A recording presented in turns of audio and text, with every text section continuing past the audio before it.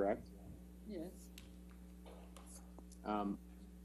Lucian, and can you please blow up the page that is labeled 1221?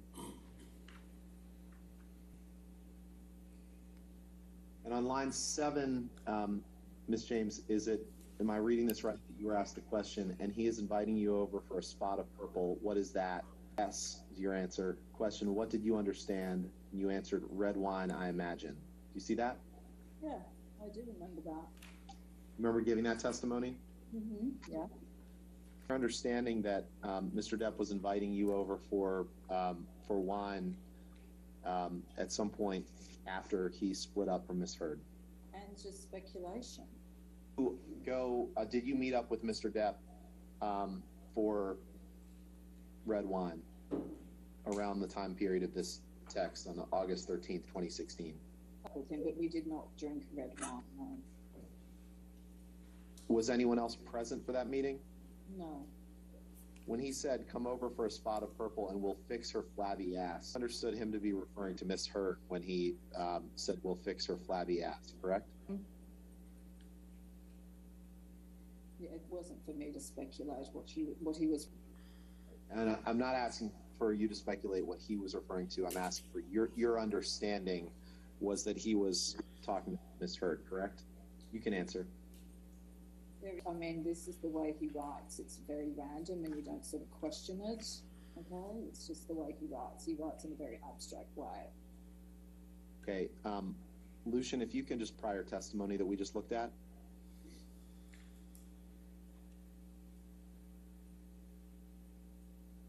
Ms. James, isn't it true that on line 12 of page 1221, you were asked the question, red wine, and not only to come over for a spot of purple, but to fix her flabby ass?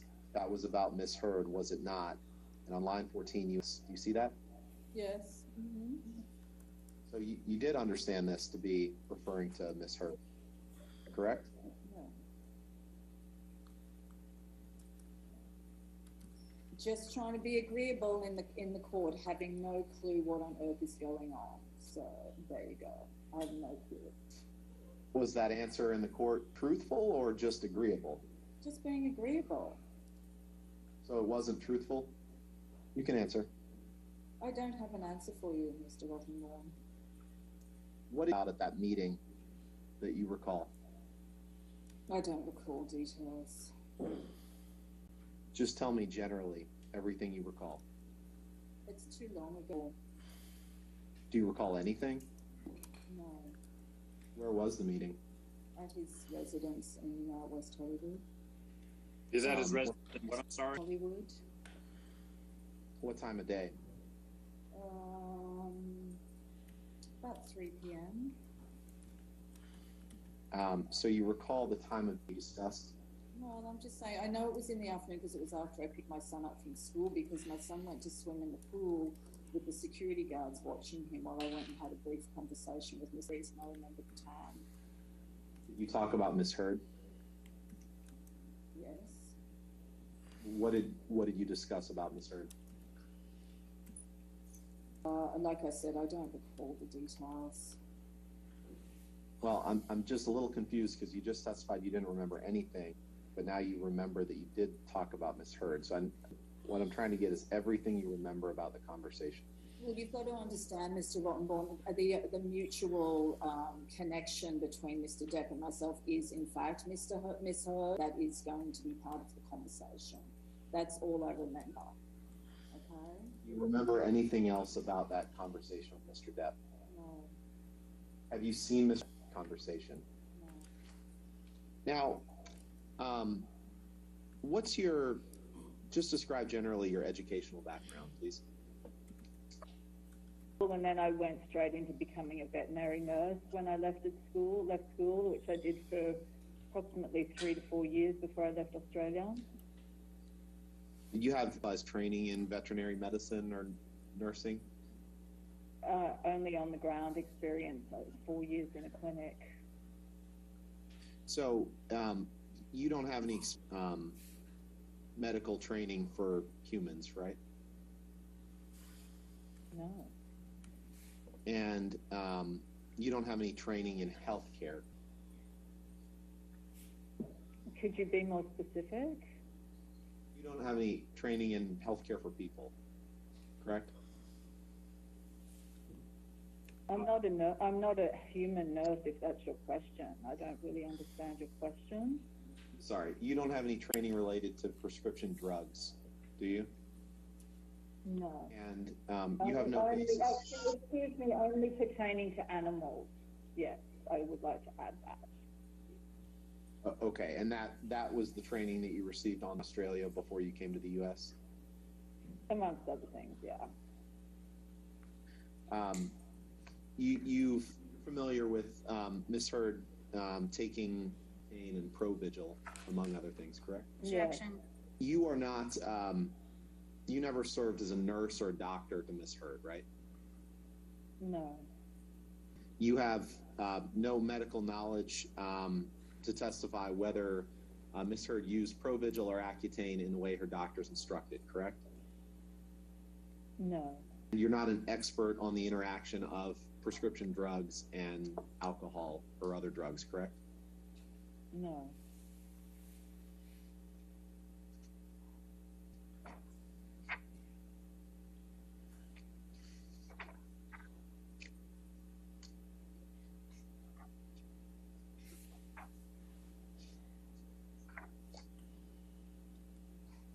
Did you, during the course of your employment, develop any personal knowledge of Mr. Depp's use of alcohol or drugs? And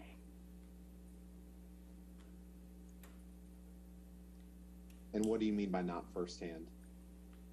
Well, I worked with Amber. I didn't work with him. Or Depp using illegal drugs? No. Did you abuse alcohol? No. Did you ever speak with Dr. Kipper? No. Did you ever speak with Aaron Borum? Yes. And Aaron Borum was a nurse who worked for Dr. Kipper, right? She was assigned to Amber. I'm sorry? She was assigned to Amber. That's how I came to be speaking to her. And she also provided medical services to Johnny, right? I don't know. What do you recall speaking to Aaron Borum about? Just random chit-chat in the course of the day, nothing specific. Do you recall ever forming any concern in your own mind about any of Mr. Depp's behavior in his relationship with Amber? Never. Nothing you heard, nothing you witnessed, nothing you saw during your time with Ms. Heard ever gave you an inkling of concern about Mr. Depp's behavior toward Amber? Never.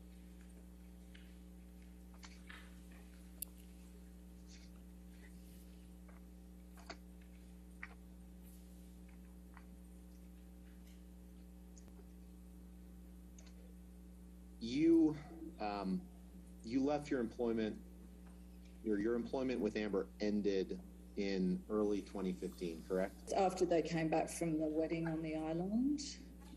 Did Ms. Heard terminate your employment? When Miss Heard came back from the island, she informed me that she support her mother because her mother could no longer work after a diagnosis, a medical diagnosis, and she told me she could no longer afford to pay me since she had to support her mother, and therefore she would have to support her family. And did you resent Ms. Heard for that, for terminating your employment? I would have been nice to have been given some notice, so I had time to look around. So I was a little upset for the lack of notice. But apart from that, no, I was not upset. Ms. Heard gave you 6 weeks of, correct? I don't recall. Did you want to stay in the job for Ms. Heard? Well, I did ask if I could have a few months heads up so I could seek on the terms of my employment, but she did not allow that. And that made you angry, correct? No. Did you put on Mr. Depp's payroll so that you could remain being paid by Ms. Heard or Mr. Depp? Well, when she said she couldn't afford it, I said, now you're married, couldn't I go on to Depp's payroll? And she said, no, it was part of it. I had that she was not allowed to do that. I don't know whether that was true or not. You ever asked Mr. Depp whether you could go on his payroll? No. You asked to live in one of Mr. Depp's houses rent-free for a period of time after your employment. Well, you see, I'm a homeowner, but I want to be clear.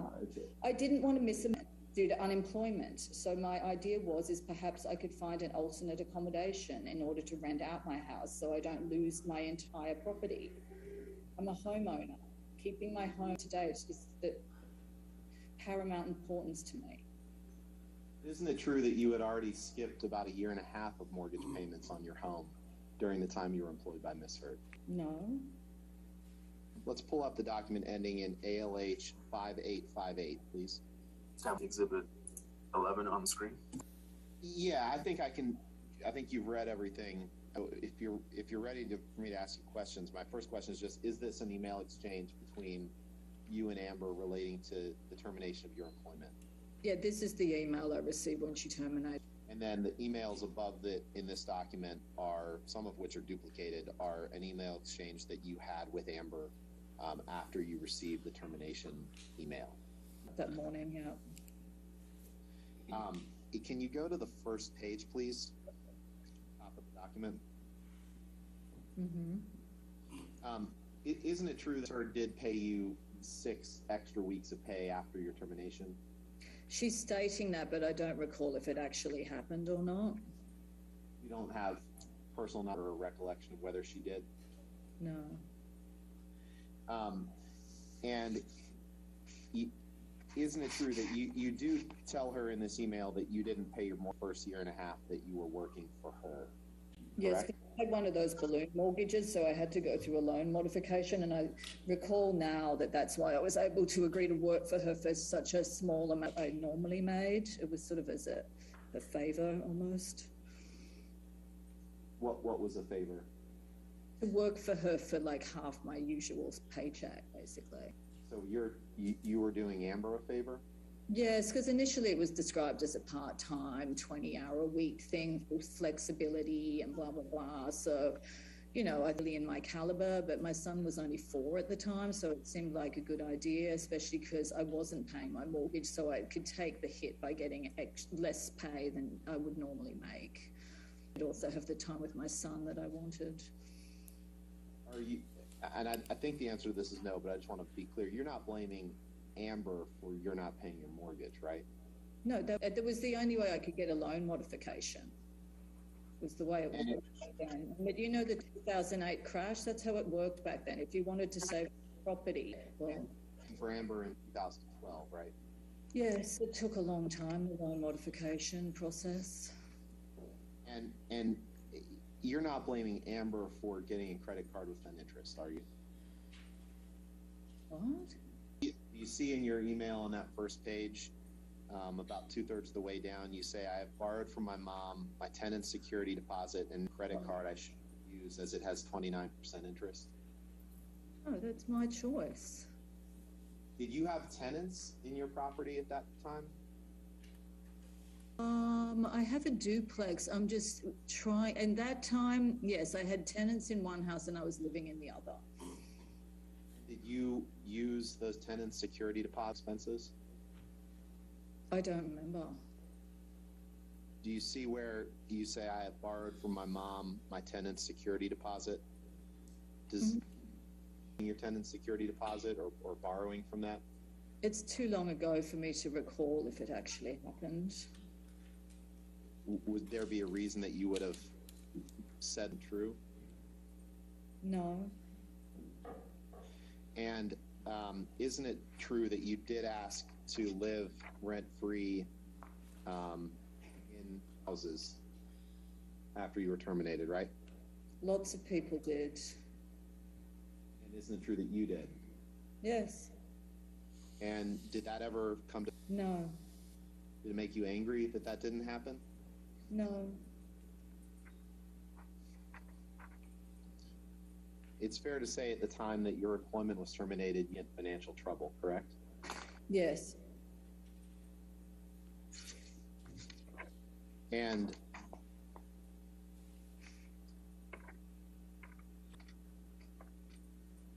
you were angry with Amber for terminating you at this time when you were in financial trouble, correct? No. Your email on page 2. You say, Max and I love you very much. Sign off to your email. Yes. And Max is your son, right? Yes. That wasn't true, correct? In fact, you didn't love Amber. You didn't like her, did you? Friendship has ebbs and flows in the energy that you feel towards one another. It's pretty standard. And at that point in time, you, well, since you've had nothing but animosity toward Miss Heard, correct? No, I actually bumped into her at the P.O. box about 3 months after, and she was in her Range Rover.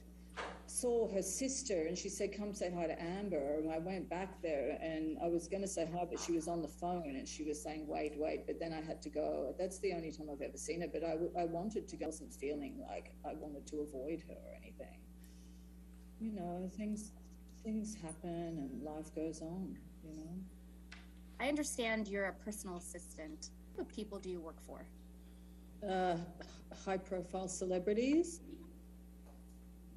Are they celebrities in the entertainment industry? Yes.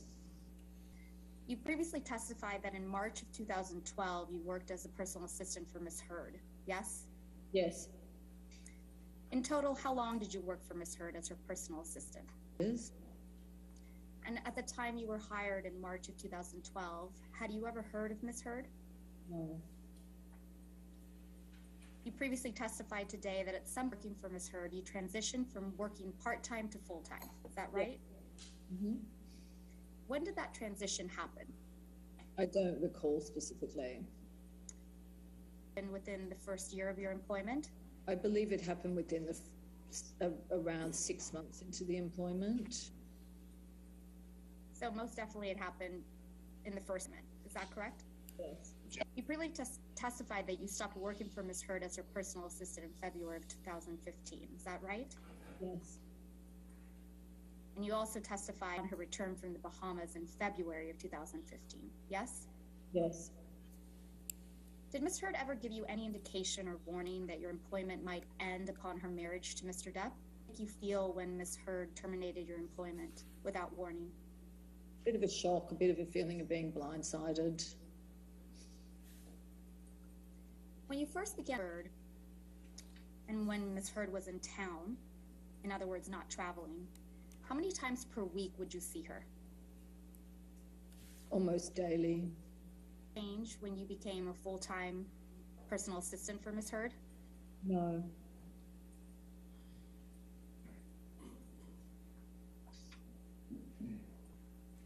Would you see Ms. Heard on the weekends as well? Yes.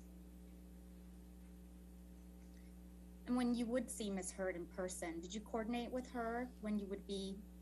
No, I would arrive whenever it was necessary to bring stuff that I'd picked up on errands or whatnot. There was no given set schedule. You would arrive, where would you arrive to? It depended where she was at the time. Sometimes she was at Orange, sometimes she was at one of Johnny's houses on Sweetser, and then eventually they all moved lofts downtown. You previously testified that your work as Ms. Heard's, as being Ms. Heard's private assistant was extensive. Would you please tell everything that you were responsible for?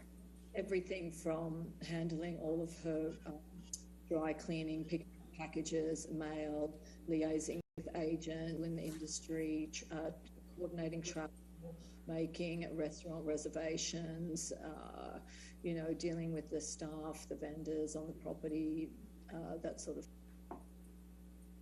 Did Ms. Heard ever ask you to monitor press for her?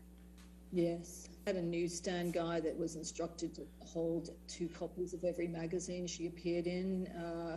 Was a newsstand on Sherbourne Avenue, just off La Cienega, and he would hold once a week to pick up a pile of magazines. I'm sorry, you got muffled out. You said, and he would hold those for me and hold them for me, and I would go approximately once a week to pick up whatever Amber was featured in, 2 copies of each, which I would then store in her garage. Why would you store them in Miss Heard's garage? Because she didn't see them.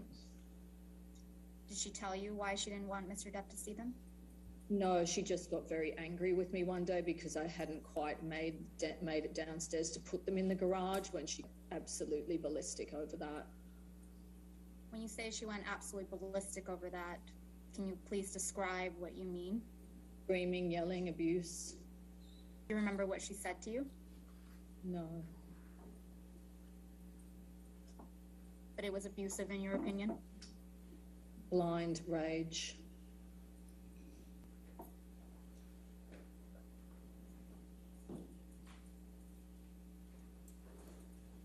Over the 3-year period in which you worked for Miss Heard, were you ever with Miss Heard getting dressed or undressing?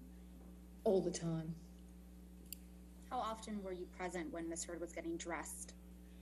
Every time she was getting dressed for a fitting, I would say time I was there. And just to clarify, was it just when Miss Heard was in fittings that you would see her in states of undress? No, it was also in her no issue with walking around naked quite often. Did you ever observe Miss Heard putting on makeup? Yes. How often did you see Miss Heard doing her makeup? Just when she was getting ready to go out somewhere for a party or something. And when you interacted with Miss Heard, and I understand it was quite frequent and regular, did it appear to you that she was wearing makeup? She usually never wore makeup unless she was going to a special event.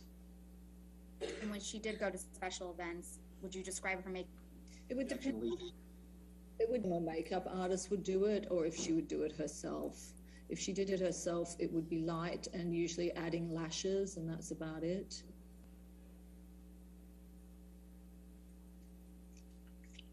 And I believe you previously testified to this, so I'm sorry for asking you again, but while you worked for Miss Heard, did you ever see injuries on her? No. Did you ever see any cuts? No. Did you see bruises? No. Did you see swelling? Redness in her face? No. How about Miss Heard having black eyes? Never. A broken nose? Never. Hair clumps? I'm sorry, I didn't catch that. Ms. James. Never. Did you ever see Miss Heard cry? Yes. How often did you see her cry? Hard to put a number on it. Sometimes she would cry on the phone. I think at least once or twice she might have cried on the phone. You know, and then as far as seeing her personally crying, you know, she was a pretty dramatic person. It's hard to really put a number on it. I'm focusing on when you saw her in person crying. How many times do you believe that you saw her in person crying? I would say twice, maybe twice. Let's take that and bite Miss Heard cry in person. Do you recall what she was crying about? Go ahead, Miss James.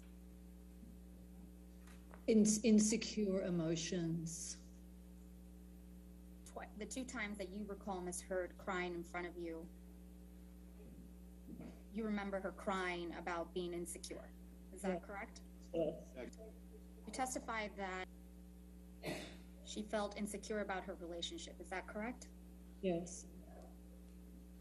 Can you expand on that? What do you mean by that? She didn't like being his physical presence. Did Miss Heard tell you that she felt insecure when Mr. Depp wouldn't be present with her?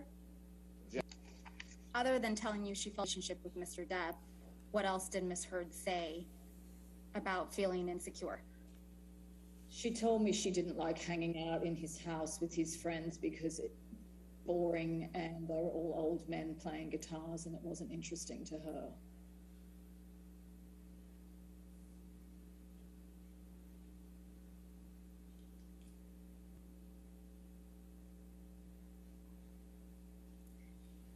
Was Miss Heard dating Mr. Depp when you first started working for her? Yes. did you first learn that Miss Heard was dating Mr. Depp? After about a month, I think. How did you learn that she was dating Mr. Depp? She told me. What did she tell you? She told me she was dating Johnny Depp.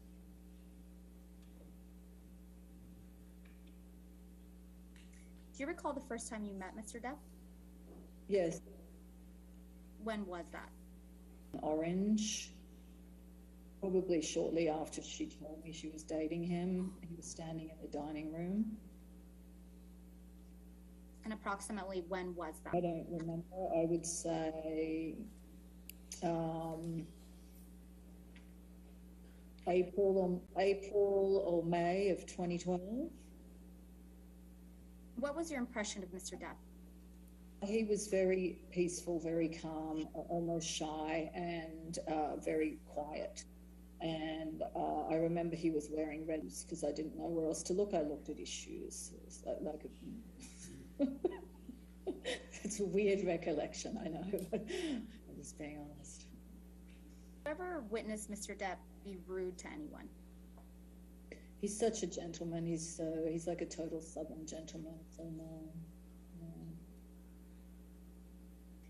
Loses cool. No. Did you ever see him scream at anyone? No. Did you ever see him break something? A video. In your presence, did you ever see Mr. Depp break something intentionally? Never break anything, never throw anything, always completely passive.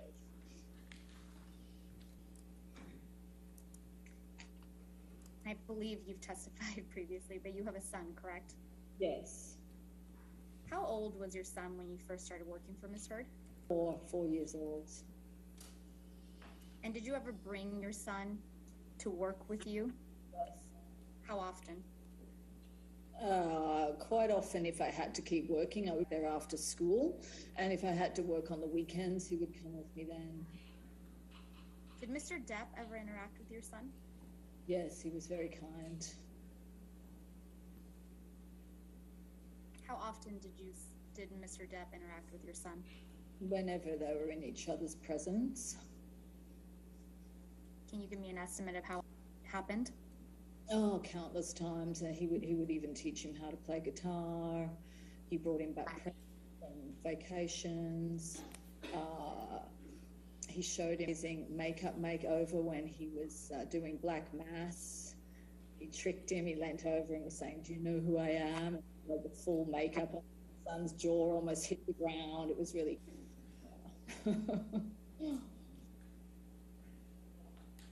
He gave my son a little pick as well, a guitar pick, which he cherishes to this day.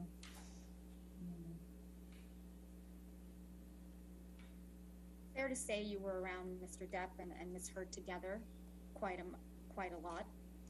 Yeah, it became more as the time went on. Yeah. What was your impression of Ms. Heard and Mr. Depp's relationship? It did not seem like a perfect relationship based on a lot of insecurity on her behalf, which seemed to cause confusion in the relationship. Maybe the age, because of their different interests. I know that much. Apart from that, who am I to know the relationship,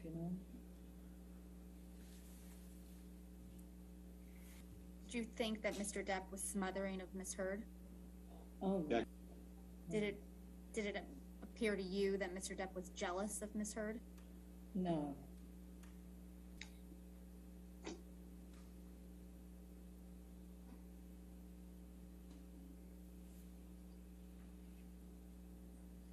Did you ever have interactions with Mr. by yourself? Sometimes, yeah. And what were those interactions like? Just friendly chit-chat, which would stop immediately when I was speaking to him. She'd give me the evil eye, and I'd know to just quickly walk away.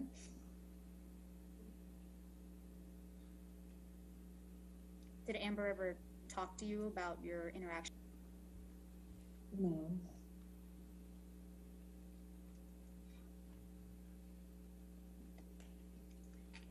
In the 3 years that you worked for Ms. Heard and Mr. Depp, are you? No.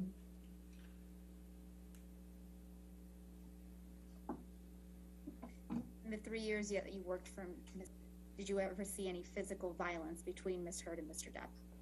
Never. Did you ever see either of them being physically aggressive with one another? No. Did you ever see any property damage at Ms. Heard's home?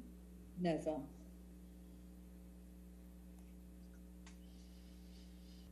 Did you ever see any property damage at Mr. Depp's primary residence on Sweetser? Never.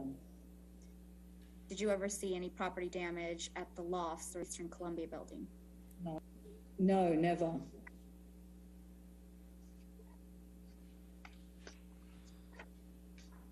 Over the 3-year period in which Ms. Heard, did you ever hear from anyone that Mr. Depp or Ms. Heard had been in a physical altercation? No. Over the 3-year period in which you worked for Ms. Heard, did you ever see Ms. Heard be physically aggressive with anyone? No. Let's break that down a bit.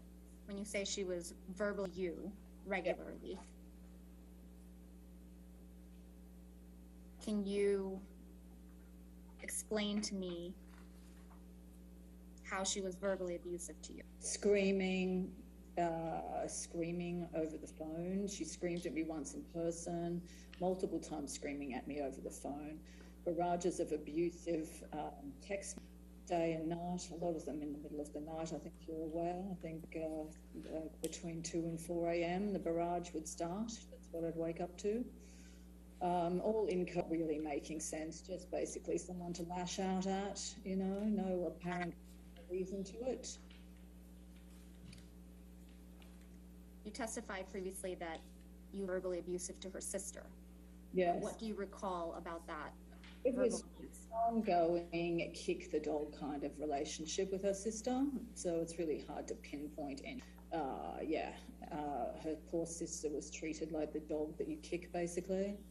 You previously testified that you observed Ms. Heard be verbally abusive to her mother. Specifically, did you observe?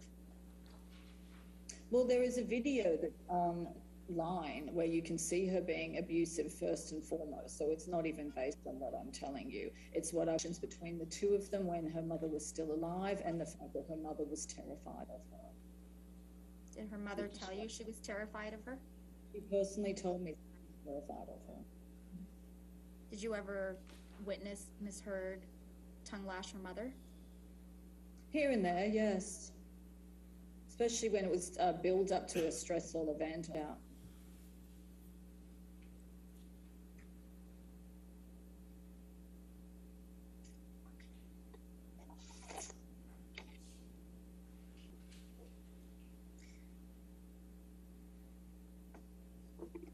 You said you felt that Ms. Heard was verbally abusive to you.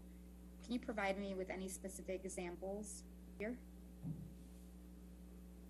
Well, I thought I did earlier, but yeah, it was just so random and ongoing. You would never know when it was going to come left of center. I remember on one occasion when we were moving from part-time to full-time, and then the salary negotiations became a real bone of contention. And I specifically remember standing in her office where she leapt up and put her face approximately 4 inches from my face. She was spitting in my face and telling me how dare I ask for the salary I was asking for, which was in fact half of my regular annual salary. I was offering her that as a favor, and she felt that gave her the right to spit in my face. Witness it in the apartment at that time, by the way. Who was at the apartment at the time? The handyman, Hector Galindo. I'm sorry? The handyman, Hector Galindo. He was so mortified. He was so embarrassed to hear her speaking to me like that. Miss James or Ms. Heard, did you ever observe her drinking alcohol? Yes, I did.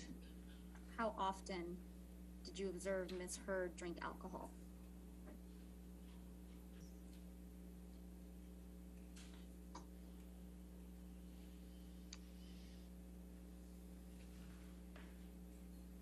What alcohol did you observe Ms. Heard drink in your presence? Red wine.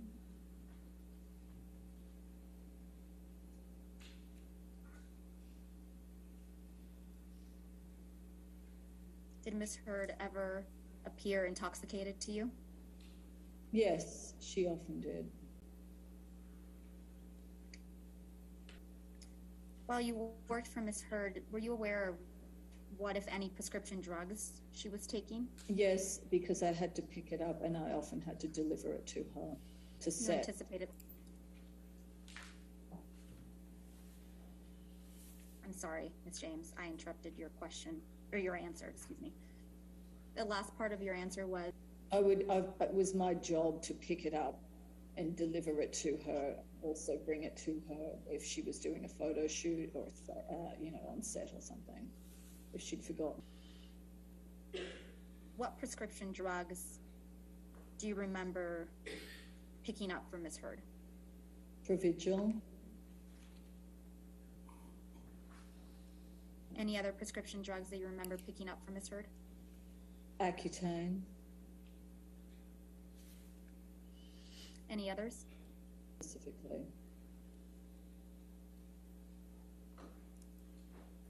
To your knowledge, did Miss Heard ever stop taking Provigil or Accutane while you were working for her?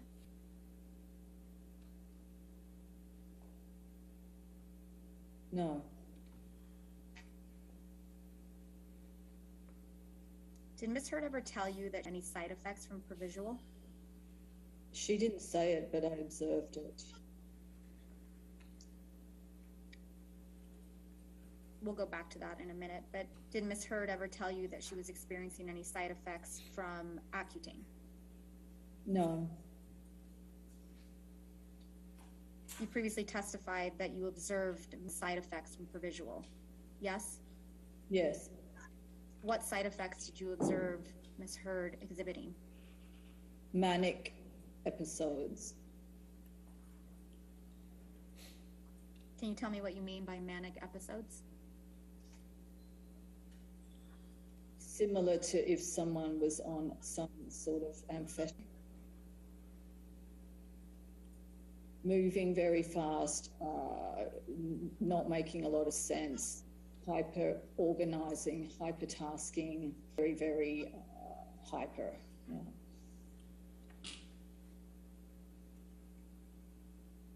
Besides prescribed medication, did you ever observe Miss Heard ingest any while you worked for her? No. Did Miss Heard ever tell you that she had ingested illegal drugs? Yes. When did Miss Heard tell you had ingested illegal drugs?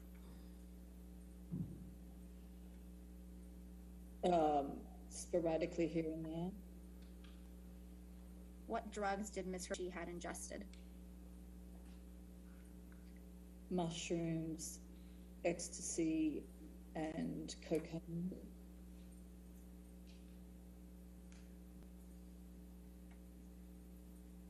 If you remember, how many times did Miss Heard tell you that she had ingested illegal drugs? I can't remember. Based on your personal observations, did it ever appear to you that Miss Heard was under the influence of illegal drugs? Yes. How many times? I don't know. Less than 5? It's so long ago, it's hard for me to remember.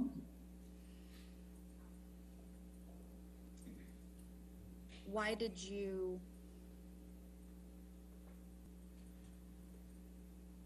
it appear to you that Miss Heard was under the influence of illegal drugs?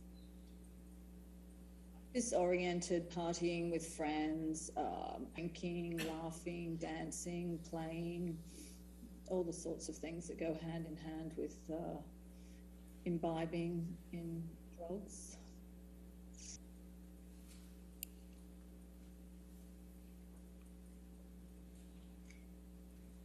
Would Miss Heard's treatment of you change when she was intoxicated? How so? She became more and more belligerent and abusive. Ms. James, you previously testified that you provided testimony in the matter involving Mr. Kingdom. Do you remember that testimony? Mm-hmm. Yep. And how did you provide testimony in the United Kingdom? Well, I wrote a witness statement and a video feed. And did you understand that your witness statement was made under oath? Yes. And did you understand that your testimony during the trial live was... Did anyone help you write your witness statement? Shillings over in the UK helped me with the first over and completely edit it to be my own words. That was after a phone conversation we had. They jotted down notes, sent me some basic notes to work with, and then I worked on. How long did it take you to write your witness statement? About 3 or 4 days. Did you feel you had to prepare and write your witness statement? Yes, I was very proud with the outcome of how I wrote it because it was all my words and it was the absolute truth. And did you review your witness statement for accuracy before you signed it? Yes. Was everything that was in your witness statement true and accurate to the best? Yes. And is that still true today? Yes. Lucian, may I please have you pull up Depp exhibit number 4, please? Showing Depp exhibit number 4. Thank you.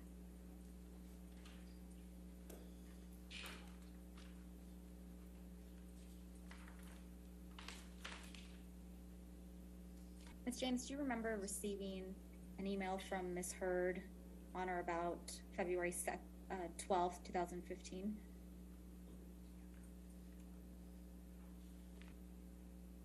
I don't even believe I was still working for that date.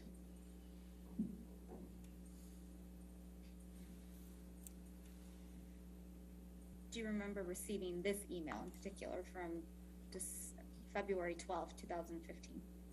Again, I don't, as far as I know, I wasn't even working for her at that time, so I wouldn't even know what letter to me, quite honestly. Do you remember receiving this email then? No. Okay. Can we please pull up exhibit number 5?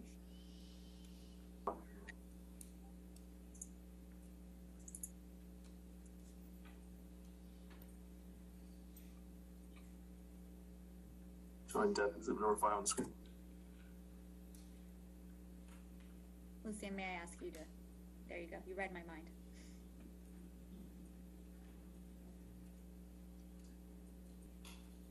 Lucian, may I either take control or have you scroll down to the bottom? Thank you. James, the way these emails, they start at the bottom and then go up. And this one is no exception. So I'm going to, for these, I'm going to have you read the bottom email first, since it's the first one in the chain, dated February 3rd, 2015.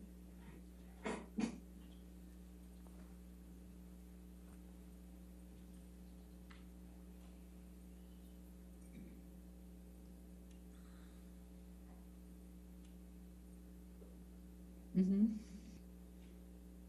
Looks like she was traveling straight to London after the wedding. That's what I'm reading.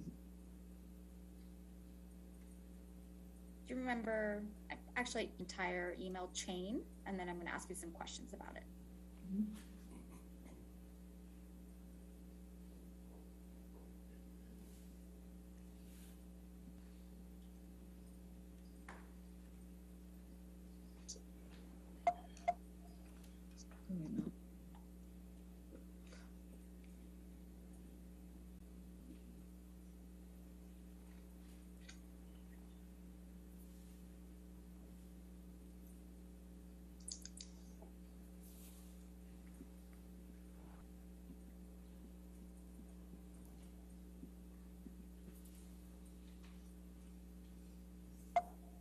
Can you help me? Oh no, now it's moving. I don't know the key. No, do you have control of this? I do have control. Sorry, Ms. James.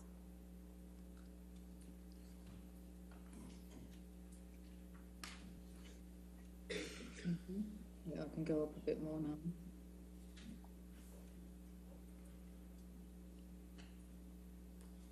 Mm-hmm. Do you remember receiving these emails from Ms. Heard? Not really, no. No. Do you see where Ms. Heard, February 4th, 2015, writes in all caps, "Are there no direct flights?"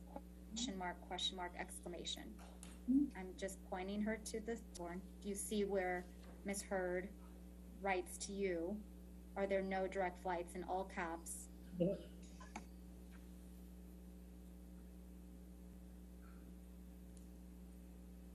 You would agree with me that nowhere else in this email chain Ms. Heard uses all caps to write to you, correct? No, there's not.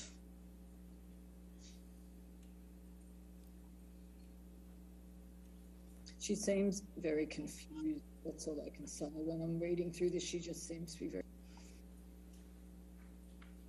And the thing is like if that question were to be directed to anyone, it should have been to the travel agent, not me. I'm not the travel agent.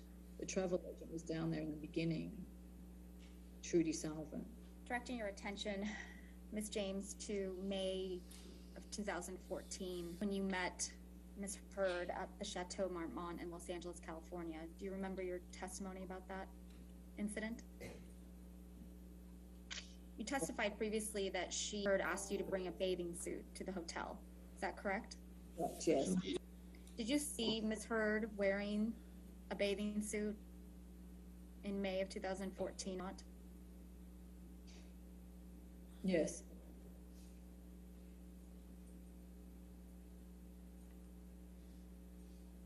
Based on your recollection, did you see any of Ms. Heard's body? Objection. No. Did you see any red marks on Ms. Heard's body? No.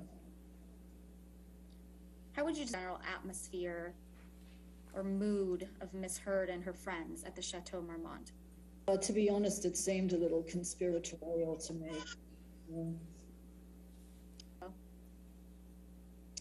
Like a strategy meeting or something, and combined with a pool party. Hard to describe. It was very confusing. Originally, I thought I was going over for something else completely different was going on that day. What made you think something completely different was going on that day? Well, because originally it made it seem this major emergency and she was completely alone and she needed me very badly to come as quickly as possible. But when I got there, she was surrounded by people. Savannah, Io, Tillett, Raquel Pennington. What was the second name you said? I got Rocky and who? Io, Tillett, right? It's the letter I, the letter O, Tillett, right? Did you observe Ms. Heard showing what appeared to be injuries to any of her friends at the chateau that day? No.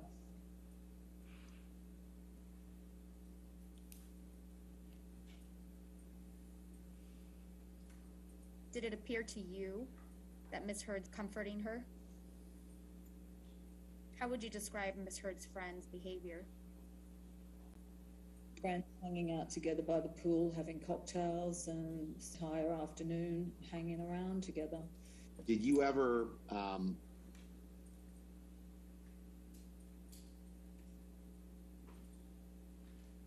learn it that made you believe that one of the reasons that their relationship between Johnny and Amber wasn't, as you described, perfect was because of Johnny's substance abuse? I couldn't speculate on the details of their personal relationship. You did testify earlier that one of the reasons you thought their relationship wasn't perfect, insecurity on Amber's part, though, right? Yes. So you developed an opinion that insecurity on Amber's part affected their, but you did not develop an opinion that substance abuse or any actions by Johnny affected their relationship. Is that right? That statement was based on communications directed to me from Amber. What communications specifically? Expressing, exactly what I just stated. Sad, she didn't want to be away from him, blah, blah, blah, that sort of thing. It would happen all the time. And you believe that those statements were the reason that their relationship wasn't perfect? It's not for me to speculate. You would agree that just because someone is insecure in a relationship does not deserve to be abused, correct? I have no answer for you for that. You would agree that even if someone acts, quote unquote, smothering in a relationship doesn't mean abuse, correct? I don't have an answer for you for that. I don't have any further questions. Thank you for your time today. All right, thank you. All right, ladies and gentlemen, let's go ahead and take our morning recess for 15 minutes. No outside research, do not talk about the case, right? Okay, thank you.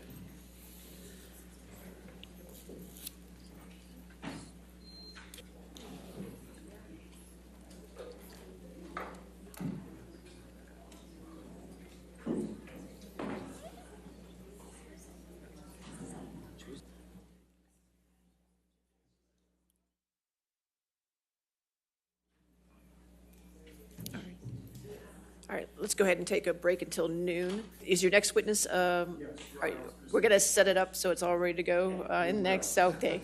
I really appreciate that. Okay, thank you. We'll be in recess till noon.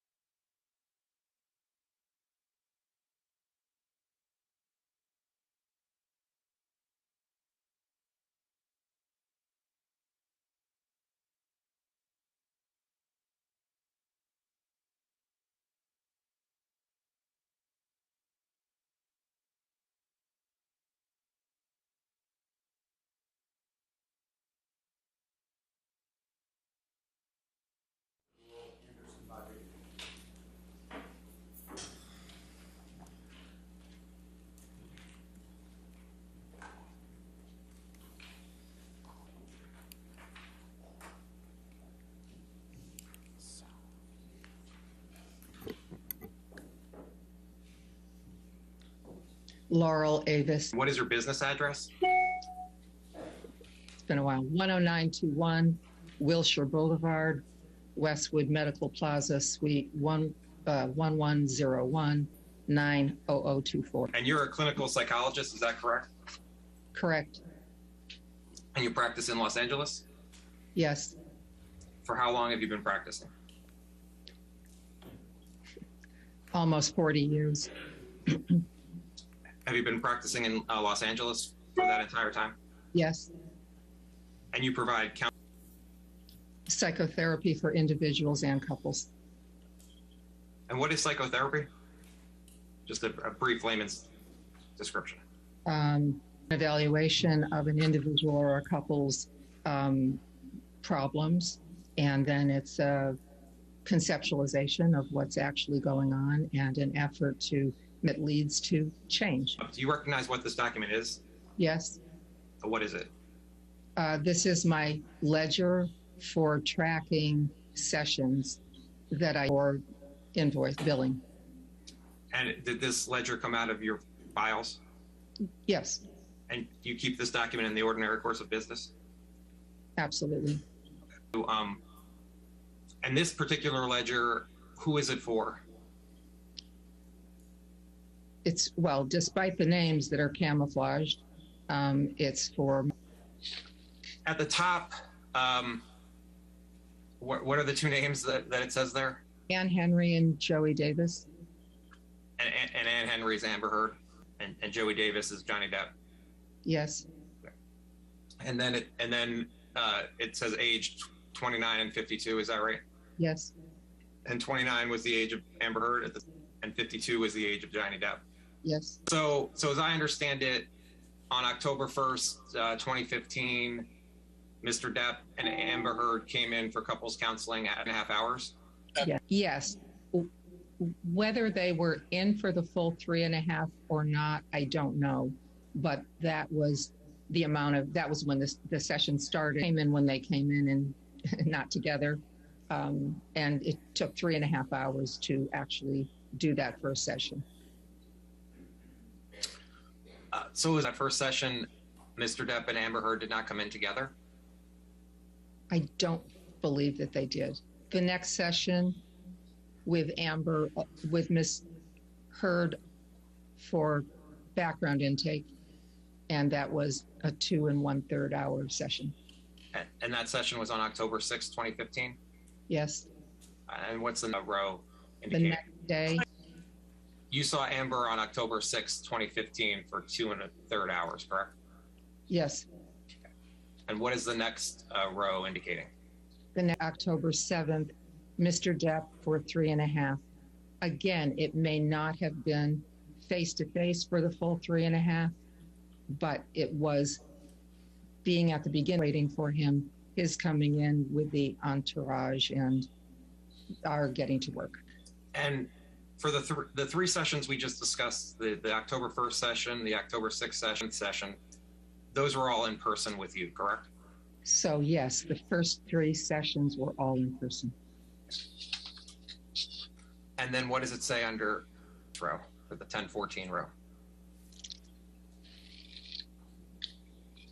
Couple, 3 hours. So on October 14th, 2015, Mr. Depp saw you for couple session? Yes.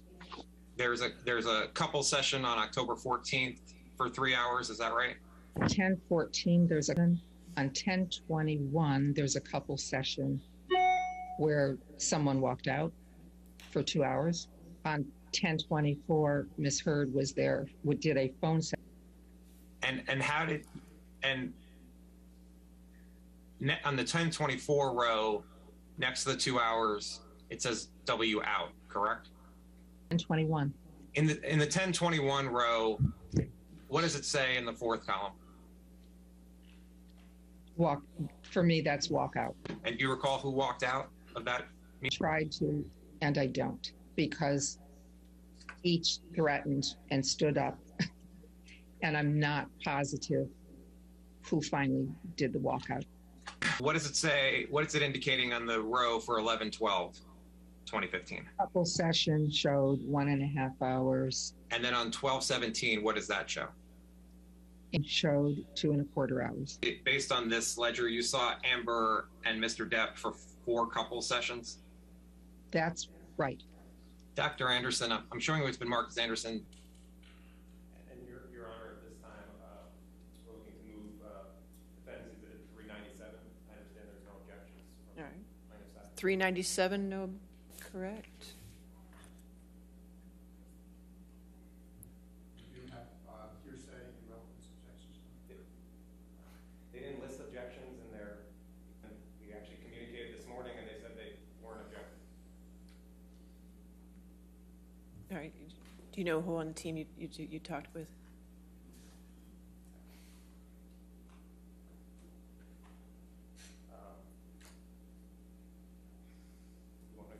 No, that's just who. I believe it was Jessica Myers. All right, so no objection. All right, that's okay. 397 in evidence, then. Defense 397.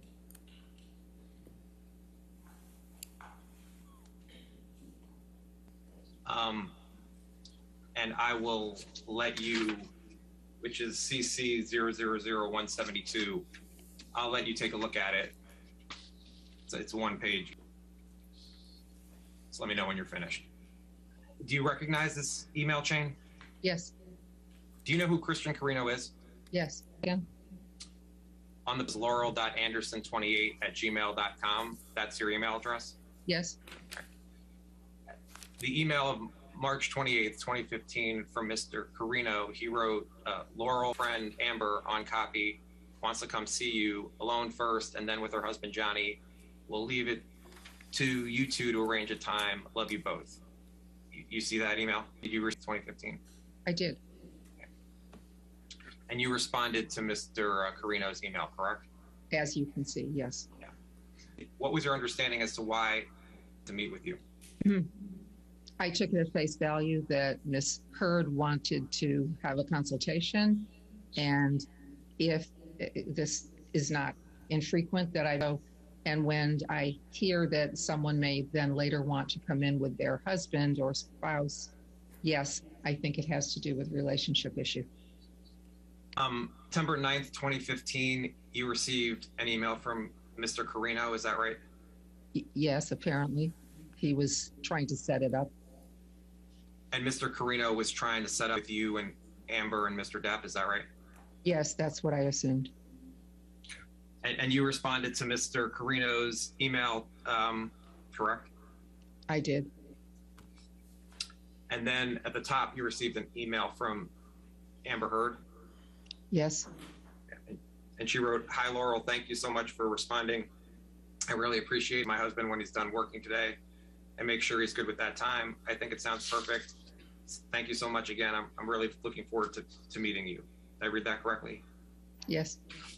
And else from Amber Heard? I did. On September 27th, 2015, you received an email from Amber Heard, correct? Yes. Amber wrote, "Hi, Laurel. Johnny and I are back in town and would love to know if you have any availability to see us this week. Please let me know. Thanks." You received that email from Amber Heard?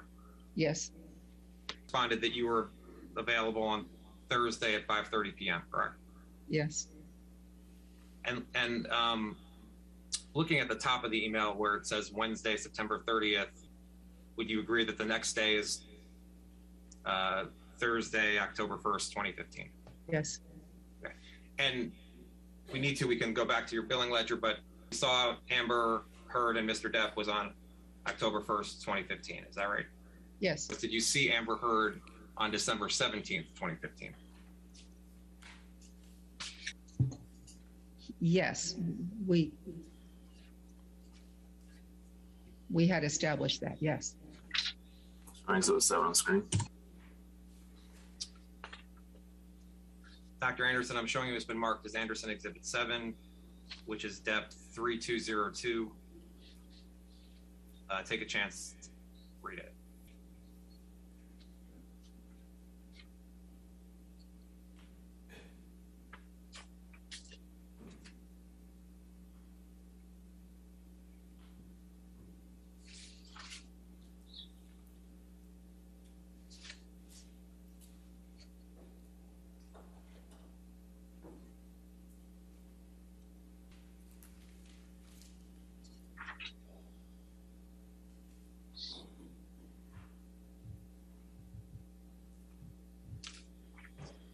Yes.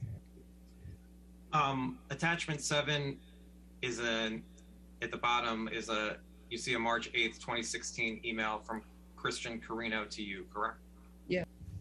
And Christian Carino was asking if you would be willing to make a house call to Johnny Depp's apartment downtown. Is that right? I did not know where he lived. His email says, would you Johnny's apartment downtown, correct? Did it say downtown? Yes, it did. Okay. And then you responded on March 8th, 2016, correct? Yeah. And you wrote, hey, Christian, have of course avoided this my whole career unless someone was in rehab. Would be willing to try it once, and that there's something I'd like Johnny to understand as. Where you wrote, I'd like Johnny to understand where you wrote, would be willing to try it once, Johnny to understand that I don't think he does. What did you mean by that? I can't say exactly what it was I wanted. I know that I thought that he was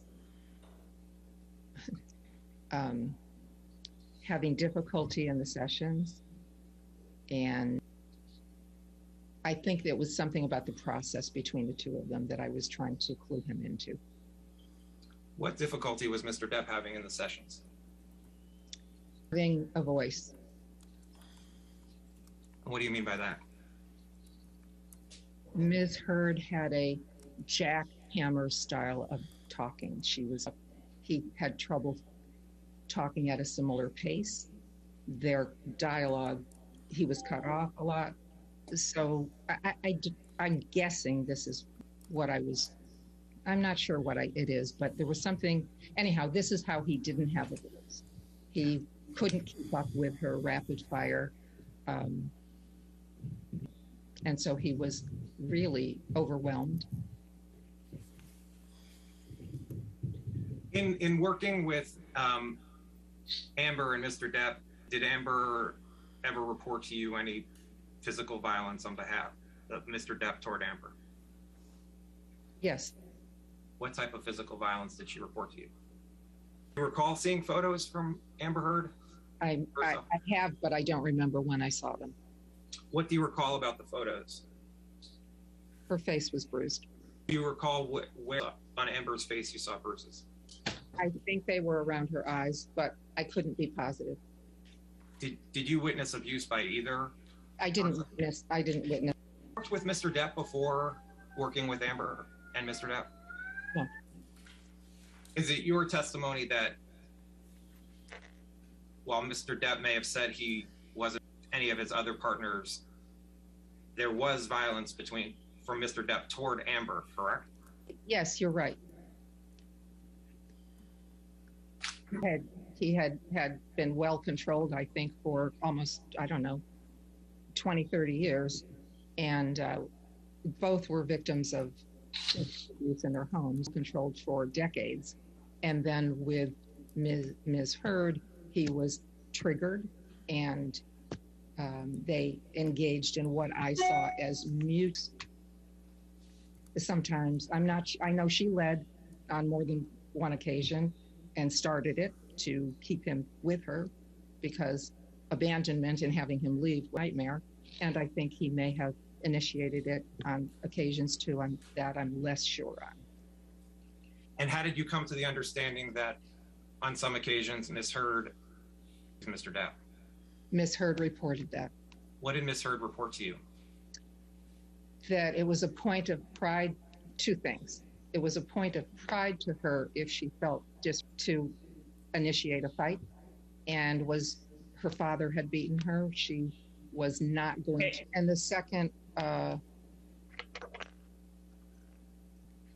one is what she reported to me, which is if he was going to leave her to de-escalate from the fight, she would strike him to keep him there. She would rather be in a. Did you speak to any other doctors or psychologists that worked with either Amber or Mr. Depp? No. Did you review any Mr. Depp or Amber? I reviewed a pharmacokinetic that Ms. Hurd showed me, which has to do with neurotransmitter function, genetics, and medications. Just to go back, doctor, what professional degrees do you hold? I have a couple of masters, a PhD, and a certified clinical nutrition certification. Would you mind please just elaborating on that? Yes, I have a master's from early in my life in teaching and curriculum. I have a master's in psych. I have a PhD in clinical psychology, CN, which is a certified clinical nutrition certification. And do you recall, doctor, in what year you obtained your PhD? Yes, I got it in '82.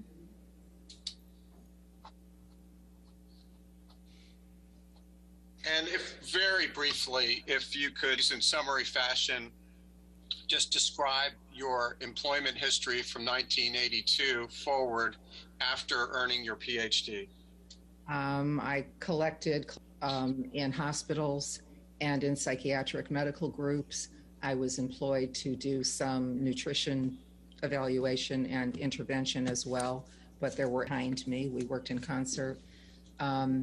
Then worked in a hospital with, I think that doctor was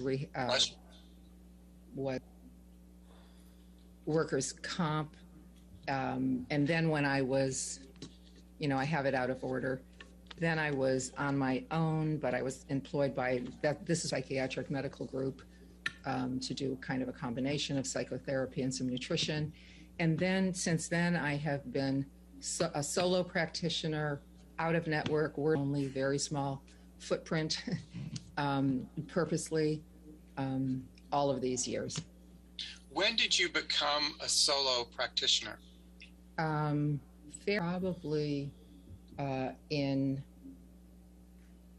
in '86.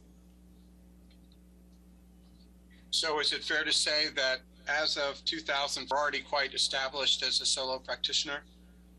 Yes. Generally speaking, what type of services did you provide your patients in 2015? Individual or couples work, and with a limited number of people, there would have been neurotransmitter testing, attention to lifestyle and how nutritional elements affect the brain. And if you would just please describe people what a clinical psychologist does.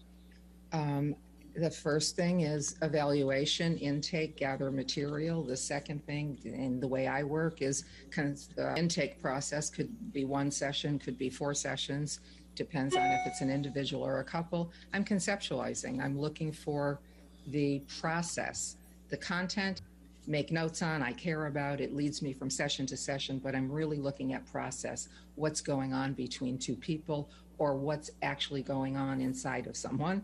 The third is I show my hand, I talk about it. I try to get either 3 people in the room all on the same page with me or one other person, and then the onus is on me to not just be a good friend and hold someone's hand and talk about mom, but to actually make change. And so I lay out, here are the things I think we need to work. And then there are action steps for all of them so that someone has a more directed sense of what they're doing in psychotherapy as opposed to just coming in and talking about how they feel. Practice when you have a session with a couple that you take notes from the session? I absolutely take notes from any session. Do you take time in relation to this session? Do you take the notes? I'm taking them during the session and they know it. Because I don't want hours and hours of homework at the end of a clinical day. So the notes are often, a lot of typos, wrong pronouns here and there, but essentially I'm just trying to gather. Is it fair to say that you take the notes in a somewhat contemporaneous fashion? Sure. And do you take those notes in the ordinary course of your practice in your business? Absolutely. Do you maintain or do you keep those notes as part of your treatment and regular course, ordinary course of business? I do. Thank you. And what type of information generally do you keep in your notes other than what you've already testified about? Whatever I want to. Anything that it could be content that I'm tracking, just so I know in the next session what kind of content we were talking about. And it could be processed too. Stand by, and I'll mark that as plans exhibit number 1. Showing exhibit 1 on the screen. Just to confirm, have you seen this document before, Dr. Anderson? And what is it? It's Christian Carino doing the first contact, and the second one is from Ms. Hurd. To know how to get in touch with me. But accepting what's been thrust upon us, when was your first couples therapy involving Ms. Hurd? October 1st, 2015. Was this in session? Yes. Where was the session held? In my office. And Mr. Depp was also there, correct? Yes. How long was that first session? 3.5 hours. Was that the first time that you had ever met Ms. Hurd in person? I think so. And was that the first you had ever met Mr. Depp in person? Yes. Okay, now if you could please turn, and this is a multi-page exhibit, Mr. Depp. This is going to be Plaintiff's Exhibit 2. Stand by. Can I interrupt a second, Ben? Sure. Add up your microphone because everyone's a lot louder than you, and when you object, I struggle to hear you. Can you hear me? Well, Michelle is a lot louder than you, so if you talk at this, I can't hear you. All right, I'll see what I can. Yeah, I'll see what I can do. Thank you. And Dr. Anderson, if you could just take, as you would like to familiarize yourself with this document, I'll just state for the record, these are documents that you produced that have a Bates designation 1 through 17. Yes, I'm familiar. What are these? Oh, well, strike that. Have you ever seen plaintiffs? Yes. What is it?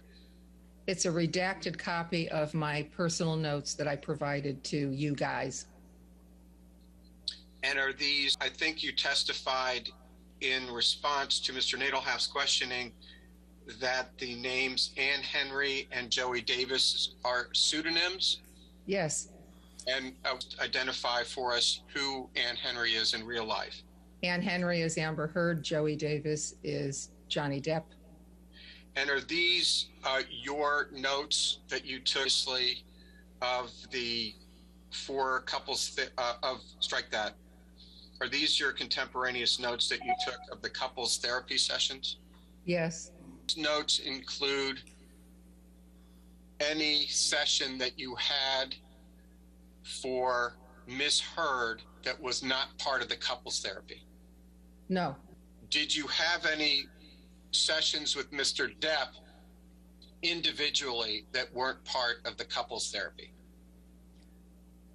No, during this time, it's color coded. Black is couples, red is Ms. Heard, and blue is Mr. Depp. Whether I talked to them or saw them individually or as a couple in service of couples therapy.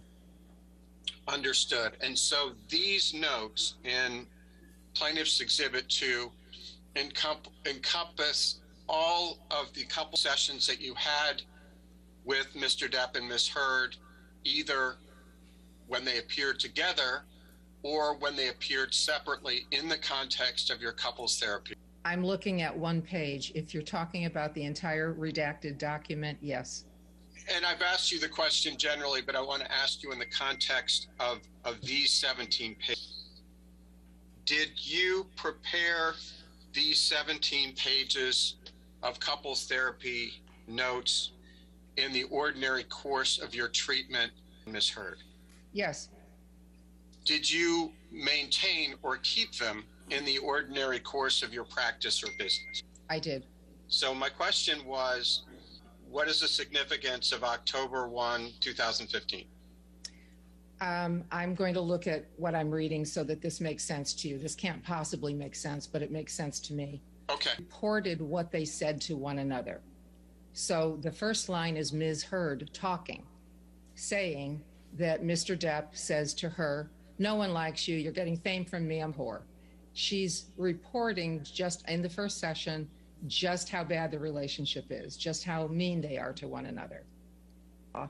And at that point, I'm typing quickly as they go along.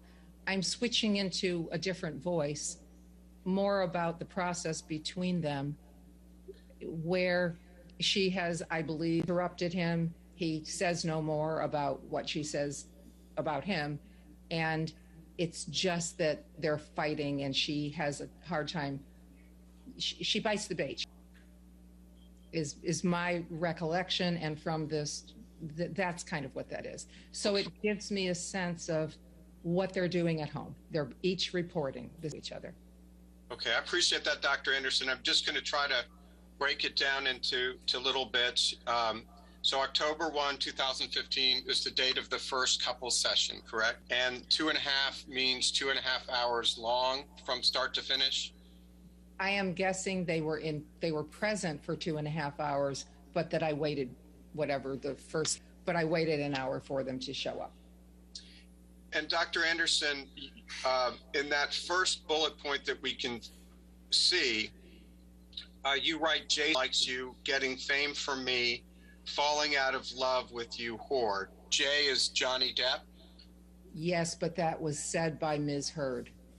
So is it fair to saying that Johnny said to her, "No one likes you, you're getting fame from me, I'm falling out of love with you, whore"? That would have come from Mr. Depp, is that correct? Reported that that's what Mr. Depp said to her at their worst. Yeah. Did Amber, when Mr. Depp told you that Amber had hit him in the jaw, did bond in any way? Did she deny it? Did she admit it? I don't think she denied it, but what I believe from my notes was that they got off in a new direction and they continued to talk, and there was no more that Johnny Depp was going to say about what he was reporting. It was into a fight. And I wrote that their process is a back and forth firing at each other. At that point, he had some energy, and they don't communicate. They have terrible skills. At any point during the first session, did Ms. Heard interrupt Mr. Depp when he was trying to talk? Yes, she had rapid fire talking. Did she interrupt him during your other sessions that are reflected in Plaintiff's Exhibit 2?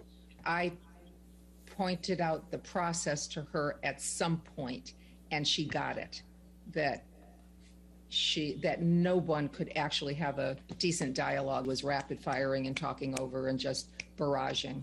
It was a process issue. You write, doesn't answer directly when he asks her a question during there. Don't have a clue. If I could direct your attention further down the page from plan, you see the notation to October 6, 2015? Yes. Second couples session. No, it's red. It's Amber alone. So is it fair to say that you met alone with Amber for 2.25 hours in the context of the couples therapy? Is that correct? Yes, this was to get her background material. So tell us what you mean in that one section. He hits her, no closed fist. She hits it for pride because father hit her. Would you please tell us what you meant by that? This is her report. It's the only thing in this clinical session that apparently was about physical abuse, or else it would not have been redacted out. She said, in terms of physical abuse, that he hits her. A no closed fist means an open hand slap to me. And she says that she hits back, and now she sometimes hits him first because her history is having been violated by her father physically. And just out of pride, she, if she's And if she's triggered, she would hit him first. And the he you're referring to is Johnny Depp, correct? Yes. When you said sometimes hits Johnny first because of pride, what did you mean? She was sensitive to feeling disrespected. And if she felt disrespected, she had come out of her background history feeling that needed to dominate, and she needed to stand up for herself. When Ms. Heard told you that Johnny Depp hits her or slaps her, Johnny Depp was not present. Correct. Okay. And it wasn't plural. It was, she referred to, well, I wrote he hits her. Yes. So maybe it was. But he was not present when she made that assertion. He was not. Did Ms. Heard tell you that she socked Mr. Depp? Yeah, she was describing kind of the progression of the physical violence. Did you have any understanding of what she meant when she admitted this, Mr. Depp? Yes, because there were 3 lines above this that explained the progression a bit. And I've already said what it was. She felt she had to hit him back if he hit her. And so she always did. And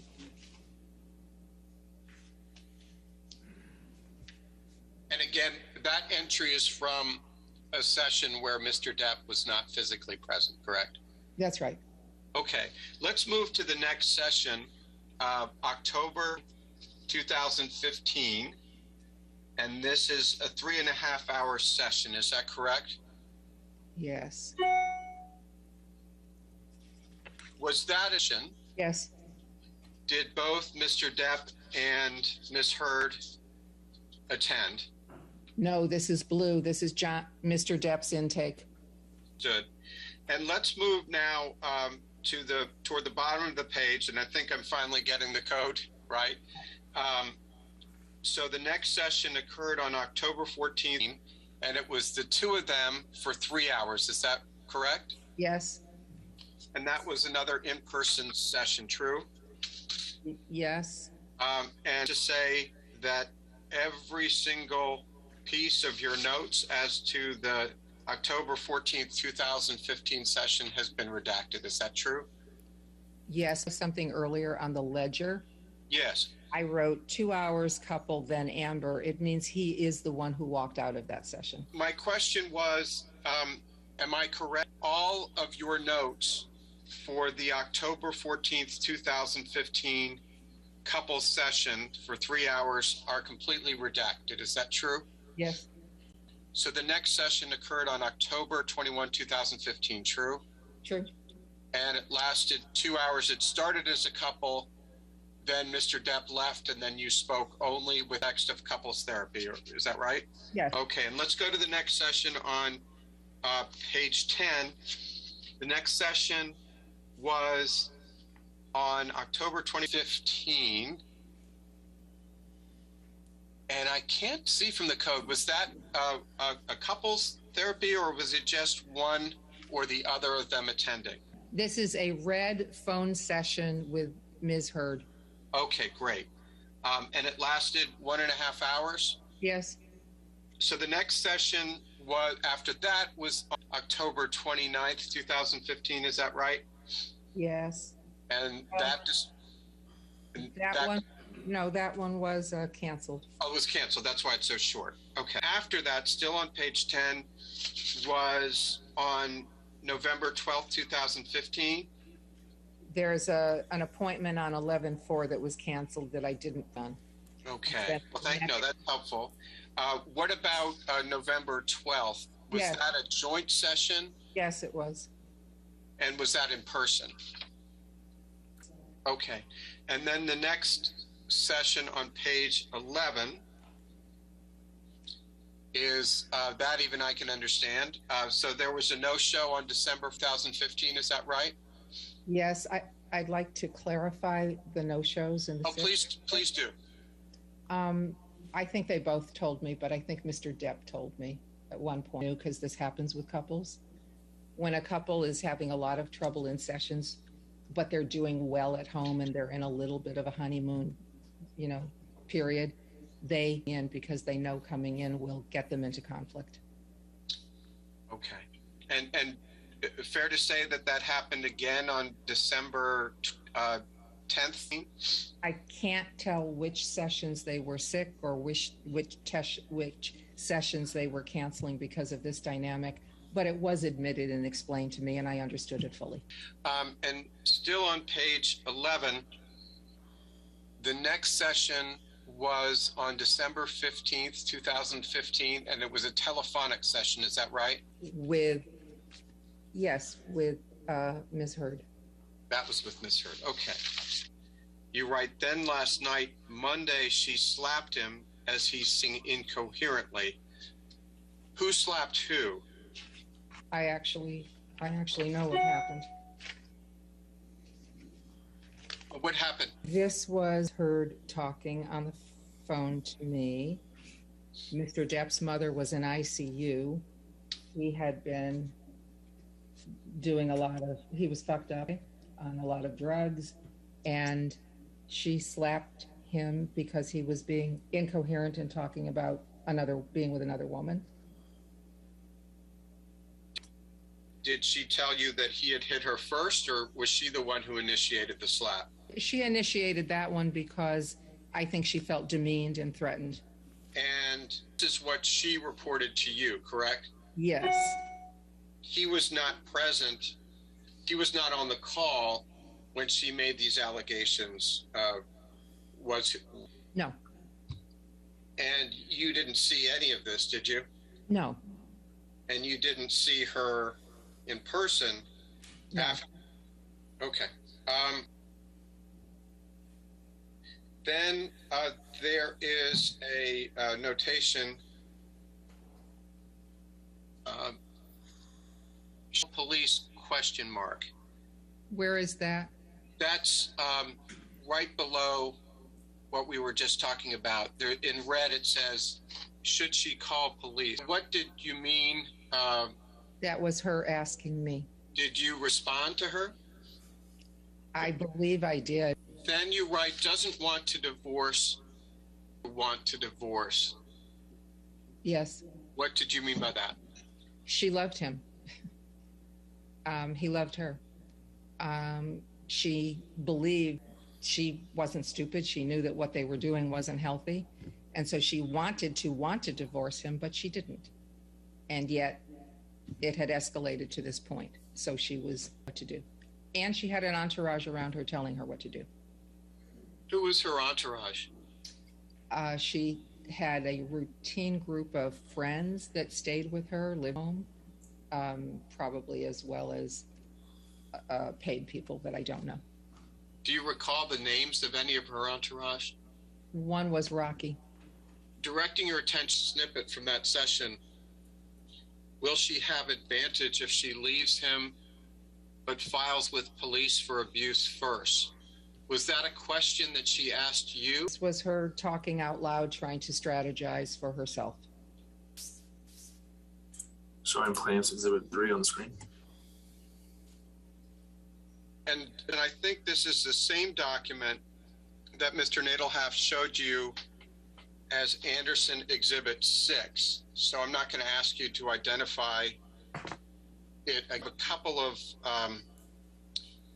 questions about it that Mr. Nadelhoff did not ask. I believe you testified, and correct me if I'm wrong, that you have never spoken to any of Ms. Heard's psychologists or therapists. Is that true? That's true. And putting that aside, when she refers to her own therapist in this do you know the name of that person, putting aside whether you had ever spoken to him or her? I do not. Okay. Did Ms. Heard ever explain why the nuances and complexity of her relationship with Mr. Depp would be lost on her own therapist? I believe that she known in a more thorough way in terms of her behavior inside of the relationship.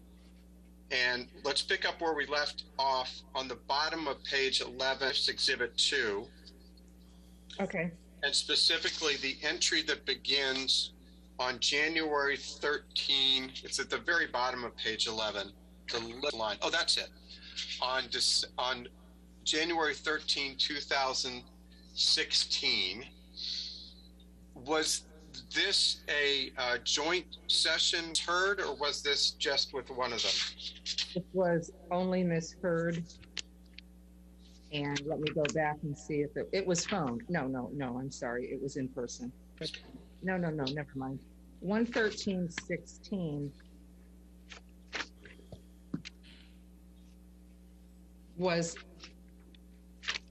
misheard person. And do you know how long this in-person session was misheard on January 13, 2016?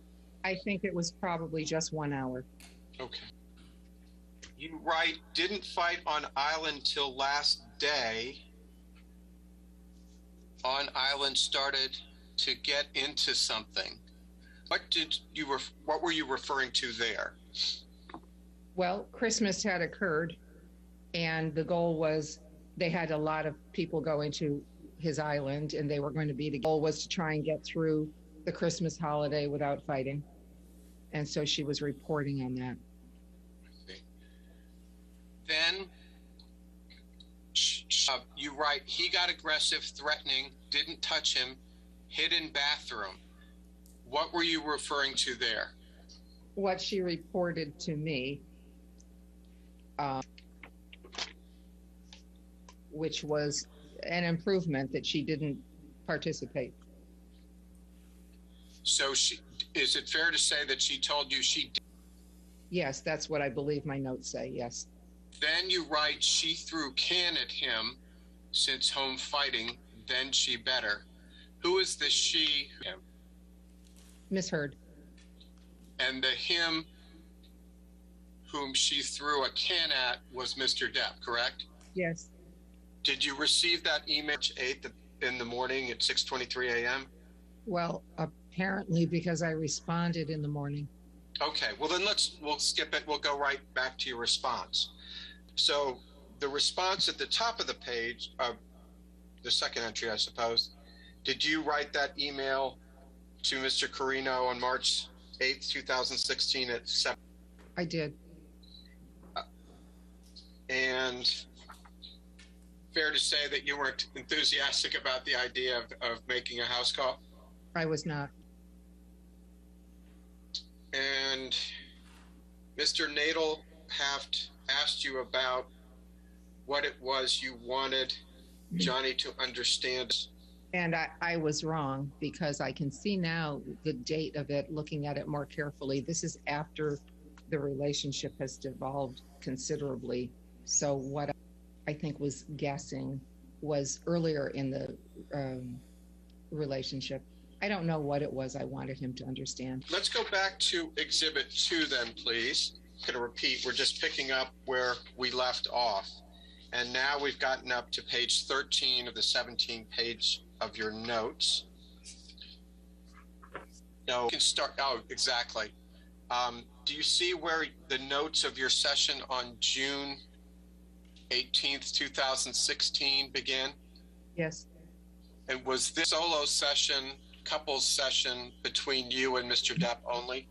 This is with Mr. Depp, it's blue, it's just the two of us. Gotcha. And it lasted 3 hours? Yeah. You write, fight on her April 22nd birthday. He late, huge fight. His mother died. I think I know what you're referring to, but if you could please describe that for the record. 1 second. This is the Scaramanga Productions on my phone. So he found me at home, which was new. Domestic violence charges. His mother had just died on the 20th. Well, when he told you that there was a fight on April 22, Ms. Heard's 30th birthday? I think it was. And is he telling you that he arrived late for the birthday dinner party and there was... Yes. Do you know who Tasha Von Rhee is? Yeah, well, I know her name. I know she was someone that Ms. Heard was in a relationship with. Then you write was violence, but gave as good as she got. What does that mean? I believe I'm quoting. I think some of this is just my typing the words he's using while he's talking. He's also very verbal when no one's interrupting him. And I think he talked about how chaotic it was, how violent it was, and that's kind of a direct quote. That's not my language. Directing your attention further down the page to the entry for July 13th, 2000, 3 hours, Amber in person. Was that an in-person meeting you had, a couples therapy with only Ms. Heard? No, this is not couples therapy. Ms. Heard by herself. I wrote in person. Oh, okay. So just to be clear, what follows, these are your notes for your individual treatment of Ms. Heard having nothing to do with couples therapy? Not true. In my mind, the dust couple yet, and this was just kind of aftermath of the kind of falling apart of the marriage. But okay, I didn't mean anything. I was just trying to suss out what it was. No, this is not individual therapy for her. This is about the marriage. If we could please go to Exhibit 6 document. When I say new, it was produced by Dr. Anderson's office, but new in the sense that Mr. Nadelhoff didn't ask her about it. Dr. Anderson, have you ever seen this document before? Of course, I created it. Okay, and what is it? It's a treatment summary. When I was first subpoenaed, or my notes were required years ago, my notes are jumbly. They don't say a lot. they're as you've seen, or you haven't seen, actually. So I did what psychologists do. You go through all of those notes and because it's not as if you're not left with a very, I hope, a very clear sense of what went on. So I took everything I thought and believed conceptually. I went through all of my notes and I wrote this treatment summary. And then if you could go up. Paragraph that's still there. Yeah, and I want to ask you about that one paragraph.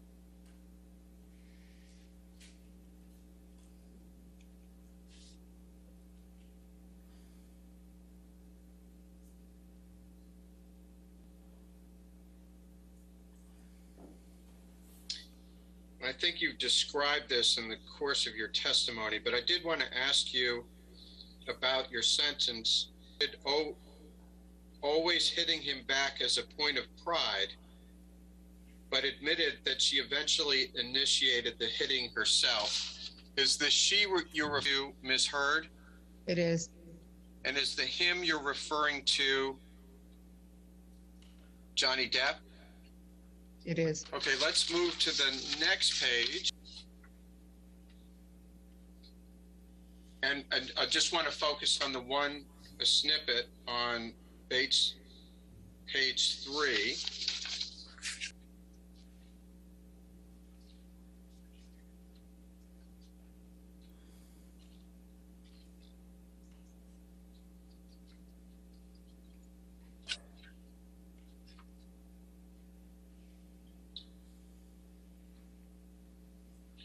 You write, she reported trying to initiate a fight with him one night by him when she was offended by what he said. Is the she you're referring to there, Ms. Heard? Yes, it is. And is the he you're referring to Johnny Depp? Yes. Then in the last sentence, it was also at this time that she showed me photos of her injuries. When did Ms. Heard show you photos of injuries? Well, to the best of my pulling together the information I wrote down, I'm saying it was, and my recollection is she came in she talked to me by phone and then came in the next day. Or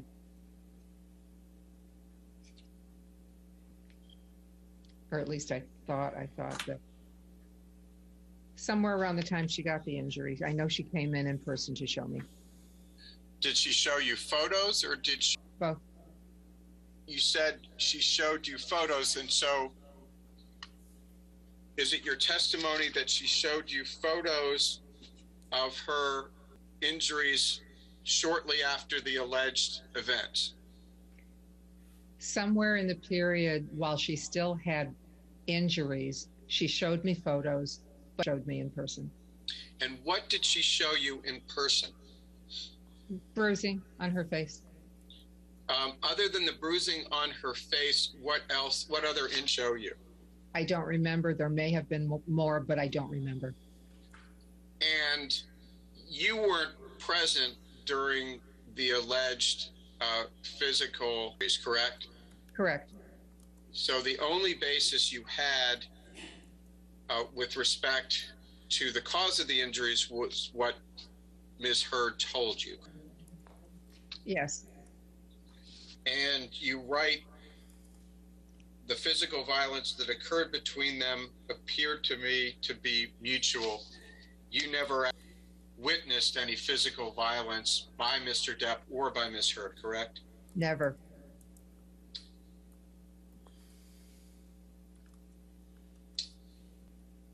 And you said that they were each victims of domestic violence, both in their family. They were each victims of domestic violence in their families. What did you mean?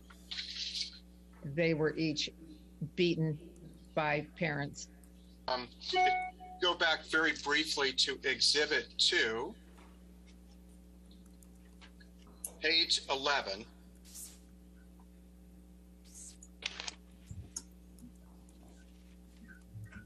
And after the this refers to a session that was just you and Ms. Heard, correct? Yes. And this call, which was just Ms. Heard and not Mr. Depp involved, that occurred on or about December 15th, 2015? Yes. And was it just shortly after when Ms. Heard showed you pictures and actually came into your office? Is that right? She came in on 12/17, so yes. So Ms. Heard came in 17th, and you saw bruises on her face. Is that correct? I believe that's when. Was that bruising that you observed similar to the bruising that appeared on the photographs that she showed you? Yes. You testified that what you saw is similar to what you saw in the photographs Amber gave you, correct? Yes.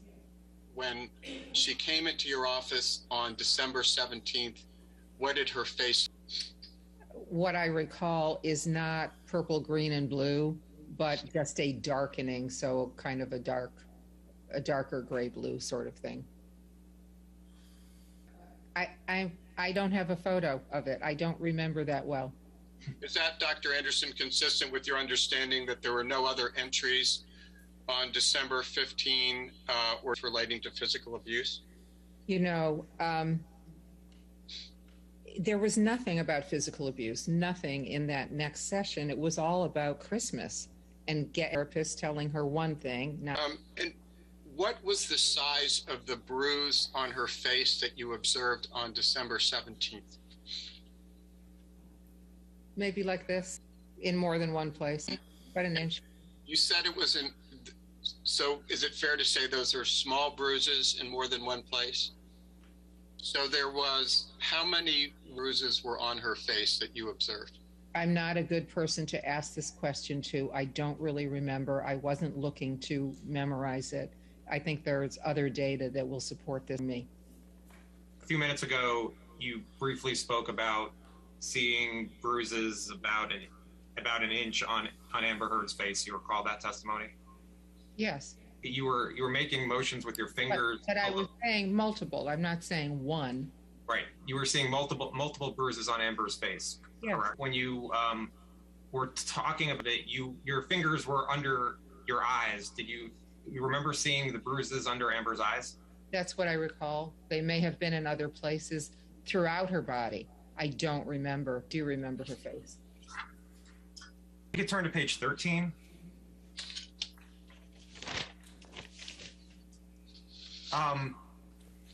In the blue was chaotic, violent. Do you know what Mr. Depp was referring to there? What I said previously, and I'll say it,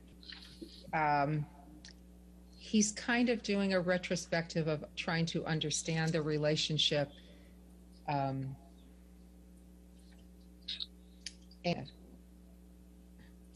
as chaotic and violent, but she gave as good as she got, and she started it, but you know, he's complaining, but he's also just kind of describing what the relationship was. His mother is dead at this point. The relationship is not good. It's over pretty much. He's trying to come to terms with it, and he still loves her and is mourning. So he's a very articulate man, and when left alone to speak, he intelligently what's going on. I think while he's talking, and I'm not trying to be obtrusive with my taking notes, I'm listening, I'm copying down a word here and there. So my belief is that those are his words. And Mr. Depp, I think you testified about this, but I just want to make sure clear. Mr. Depp told you Amber gave as good as... Correct. Did you ask what Mr. Depp meant by gave as good as she got? I was pretty aware of what he meant. I agreed. What did you understand, Mr. Depp? Right, I have. She initiated fights. She started violence. She rose to the challenge if he started first, and so opinion that had been established throughout the relationship, that she fought as hard as he did, and he tried to de-escalate far more than I think she did. Do you know, did Mr. Depp talk about it with you before June 18th, 2016? No, because I would have written it when he first mentioned it to me.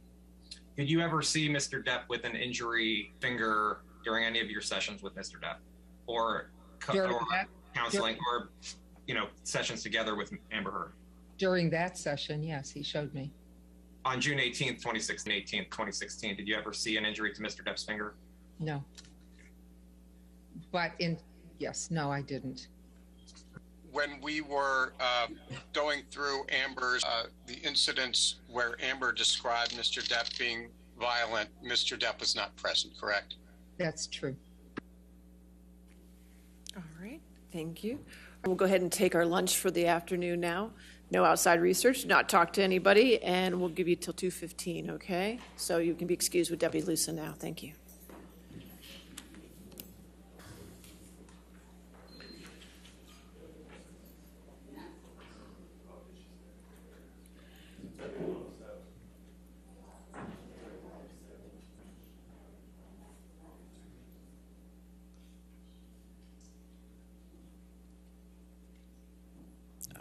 Right. For this afternoon, do you need this afternoon for the first witness or the last witness? So we can put it down during lunch. Okay, perfect. All right, we'll be back at 2.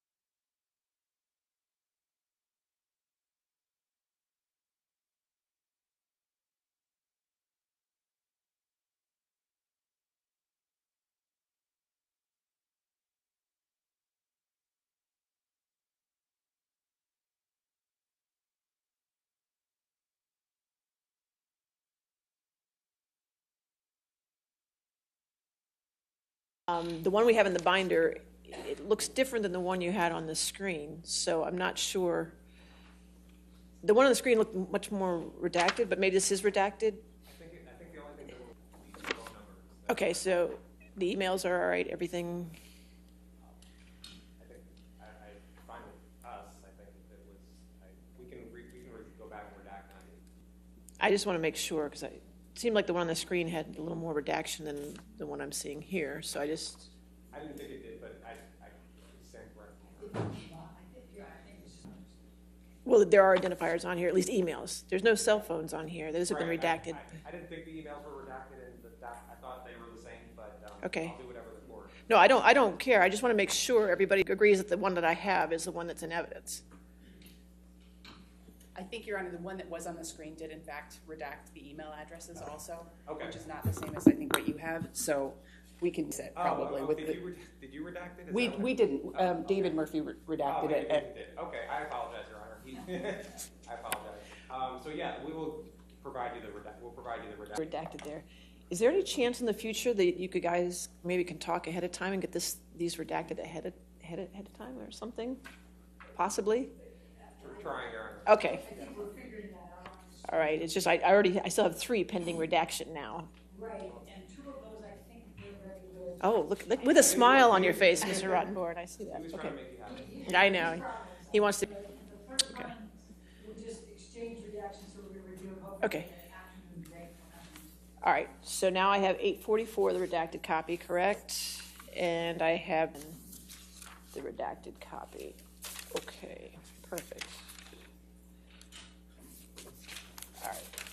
So that then just leaves me with 397, correct? The one who just. 548. 548 also. Okay, 548 and 397 now. And we expect to have that to you. So. Okay, perfect. All right. Anything else this time? Oh, good. Okay, we're ready for the jury.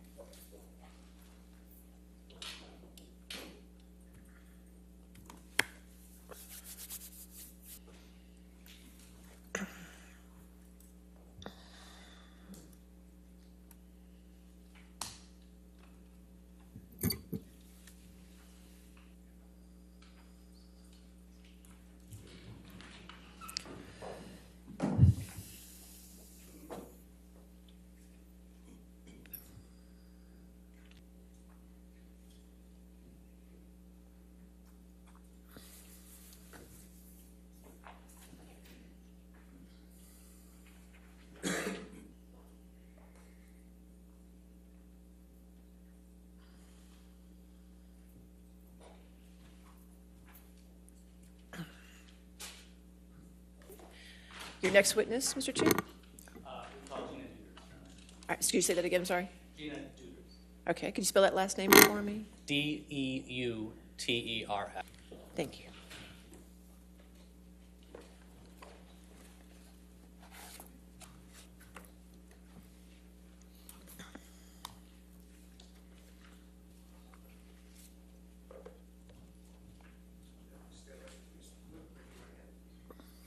Do you solemnly swear or affirm to testify truthfully in this case and penalty of law?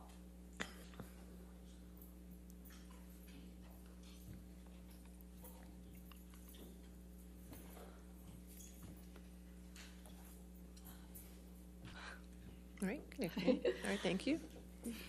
All right. And good afternoon, Ms. Duders. Hi. Would you please state your full name for the record? Yes, it's Gina Diane Duders, but I go by Gina. Okay. And Ms. Duders, where are you from? London. And can you tell us a little bit about what your occupation is? I currently am a freelance creator who kind of conceptualizes and shoots and edits photographs and clips, largely for social media. How long have you been doing that? Just a few years. Before that, I was a visual effects coordinator for movies. And can you tell us just very briefly what that means? It's basically the managing of CG and effects in films, the delivery of, and just the managing of. And how long did you do that? From 2002 to 2016. Okay. Any films we might recognize? Charlie and the Chocolate Factory, The Dark Knight, terrible Christmas movie that I won't mention, Pirates of the Caribbean 4? Yeah. Do you know Johnny Depp? I do. And how do you know Johnny Depp? He is a good friend of mine. When did you first meet Mr. Depp? Summer of 2005. It was actually at the Charlie and the Chocolate Factory premiere. My husband Stephen introduced me to him at a premiere, and he was super sweet and warm, and kind of ushered us in to join him at dinner. And I remember being very nervous, like I am now. And yeah, that's when we first met. You say your husband Stephen introduced you to Mr. Depp. Yeah. How did your husband know him? I'm sorry? How did your Mr. Depp? Oh, he started working with him on Charlie and the Chocolate Factory. He started off in production, but then joined the Depp department during the shoot. And does he still work for Mr. Depp? Yeah. And in what capacity? Well, he started off as like a personal assistant, and it's kind of producer writer type role with Johnny's guidance. So for how long has he worked for Mr. Depp then? 18 years, since 2004. Now, over those 18 years, where has he been working? All over the place. It depends on where the film's being shot. So the Bahamas, Hawaii, London, LA, kind of all over. And where have you been during this time?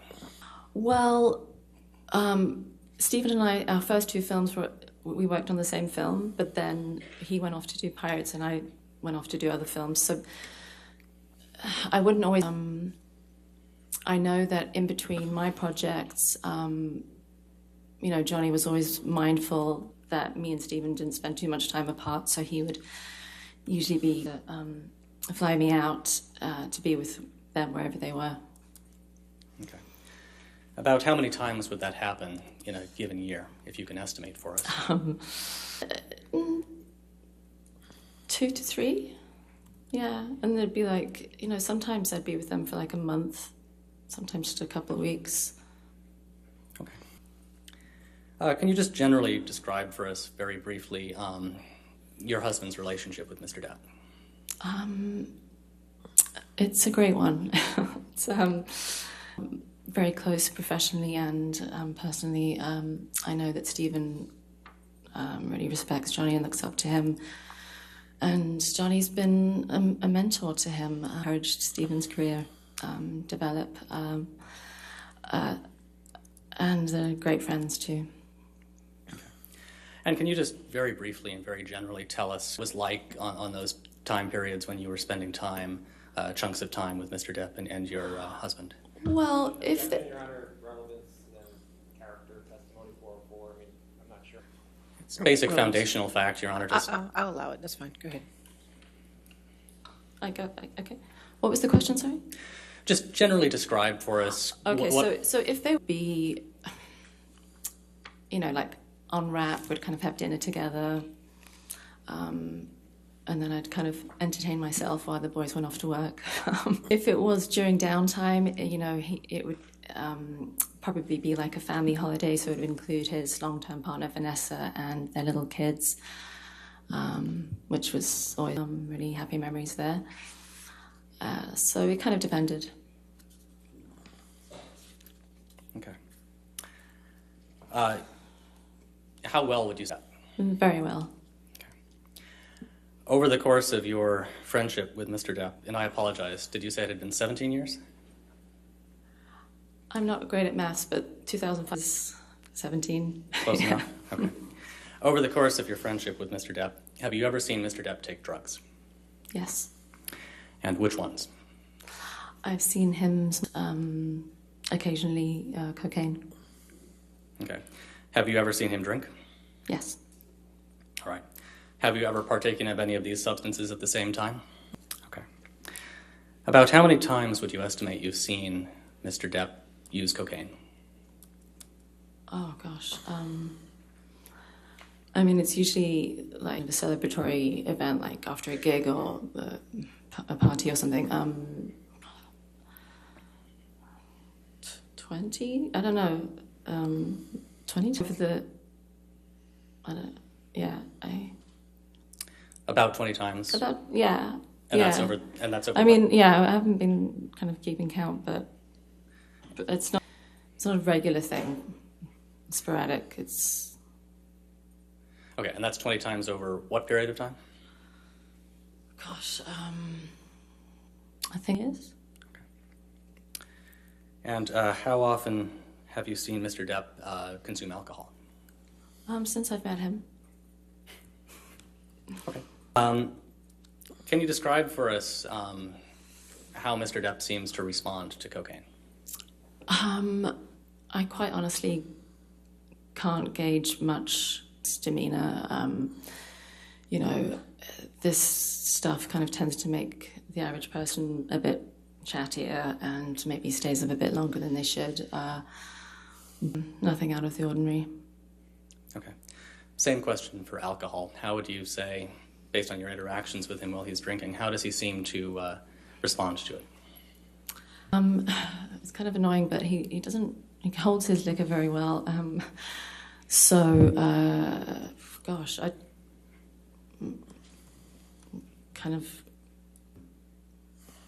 more jovial, or just I've never seen him. I've honestly never seen him like drunk. I've never been with him in a situation. Does he seem to drink to excess in your experience? No. Have you ever seen him get well on cocaine? No, definitely not.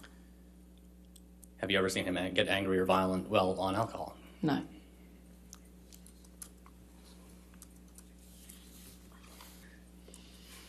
Ms. Duders, do you know Amber Laura Heard? Yes. And when did you first meet Ms. Heard? When did I? Yes. Oh, well, we met kind of very briefly on the set of The Rum Diary, but, you know, it was just kind of quick greeting in the craft tent, I think. So everybody's on the same page. What is The Rum Diary? The Rum Diary is a movie that we shot in 2009 in Puerto Rico. And, yeah, it starred Johnny and Amber. And I was there with Stephen. That was one of the times when I wasn't working, so I travelled out to be with Stephen. And I did end up doing a little thing for the visual effects department, but mostly it was leisure for me. Was there anything noteworthy about your interactions with Ms. Heard on that occasion? Okay. When did you next meet Ms. Heard? I think a couple of years later in Rum Diary, I went to the premiere in London. And again, it was just a kind of, you know, greeting. It wasn't, we didn't kind of or anything. And again, just so everybody's on the same page, what is a press tour? A press tour is when a film comes out that you travel around with the film and show it in different cities all over the world, and the actors usually have to do interviews to promote it and just get the word out. Okay. And this was a press tour for Rum Diary? Yeah. And what city were you in? I went to the London one. Okay. And about your interactions with Ms. Heard on that occasion? No. Okay. Were you aware at that point that Mr. Depp and Ms. Heard had started a relationship? Yes. Because Depp's team, Johnny's team, there's just a constant flow of information, you know, because ultimately, you know, Jerry Judge would be looking after kind of get updates as to where they were going and what he was doing. And so in that way, we got kind of, you know, notified that, you know, it's got together. Okay. And you mentioned a name there, Jerry Judge. Can you just tell the jury who that is? Okay, I don't want to be upset, but Jerry Judge was Johnny's security guy, and he, was a dear individual. We all loved him very much, and he was like a dad, and unfortunately he passed away. Okay. When did you next see Miss Heard in London? Okay, so that was like 2011.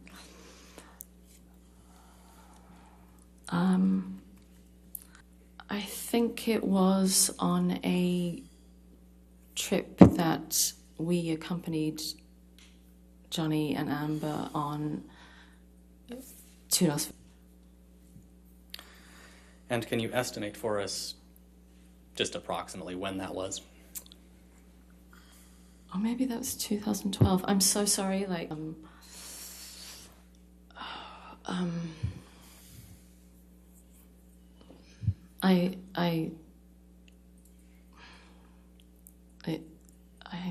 on the date, but it would have been after they'd, you know, started seeing each other, maybe a couple of months afterwards, and we just went out there for a few days. I don't remember if it was just like a little excursion for them, or if Johnny had something to do there. I don't remember that. It was just for like 2 or 3 days. Anything stand out to you about that? I was kind of excited to meet Amber, you know, because she was Johnny's new girl, and Amber kind of trying to, you know, kind of make eye contact, and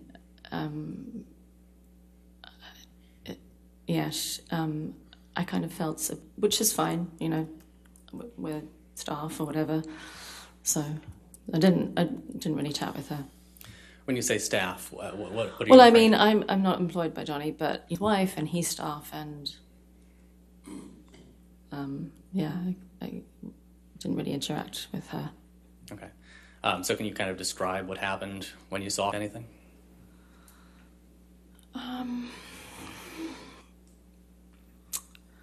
No, nothing of note. Just that she didn't really,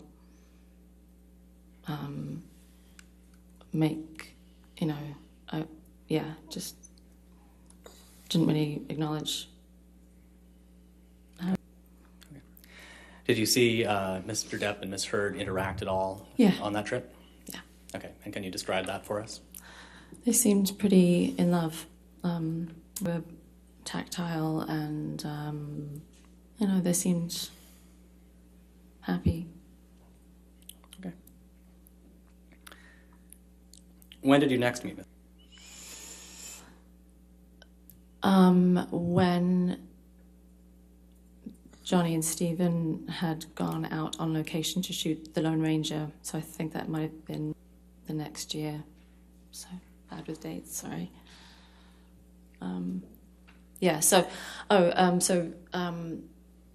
You know, I think through Johnny and Stephen, Amber and I were kind of put in touch, and we went vintage shopping together, and went to get a coffee once, and kind of looked around some galleries, art galleries. About how long would you say the period was that you and Miss Heard were together in this time frame? How long were we both out on location? Right, yeah. I'm not sure about her, and I know that I personally made 2 trips, which seemed to coincide with her being there, so it, you know, it was nice. You know, kind of meeting up together was really, really lovely, really sweet. We got on very well, and it was fun. It was, you know, she's very charming. Mm-hmm. Did you discuss her relationship with Mr. Depp at all? I remember like going for a coffee, and and she seemed a bit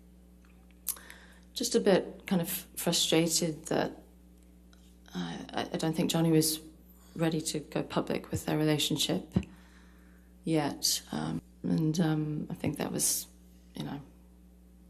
frustrating for her. Did you form an impression that she wanted to go public immediately? Objection, speculation. That's the what. All right, I'll sustain as to speculation. Next question. Were you out in public? Yeah. Yeah. Yes. When you were interacting with Ms. Heard in this time frame, did you notice at all whether she was wearing makeup? No, I don't think she was wearing makeup. Naturally beautiful. It's, I remember, just thinking how gorgeous her skin was and how, pretty she was. And that she wasn't wearing makeup? Well, I consider myself to be quite the makeup expert. Earlier on in my adult life, hormonal acne, which was awful, so I got kind of professional at covering that up. So I think I'm pretty good at telling if someone's wearing, like foundation. Have you ever heard of arnica cream? Yes. In fact, I actually was using it the other week. You can use the microphone. I was having trouble hearing you. I'm sorry. Oh, there you go. It's on. There you go. The question was, have you ever heard of it? And she answered it and then continued Pat. So it's all right. The question. All right. If you want to ask another question. Sure, Your Honor. What is it? It's a homeopathic lotion that you use to bruises heal faster. And have you ever used it yourself? Yes. I was using it a couple of weeks ago because I had a huge bruise on my hip after I had a... Okay. So I know what it is. And can you just describe for those of us who have no idea, like myself, what does arnica cream look like? It's kind of like a white emollient cream, opaque, that you rub into your skin. You rub into the bruise. Once it's been rubbed in, what does it look like? Transparent. Okay. So is the bruise still visible? Oh, absolutely, yeah.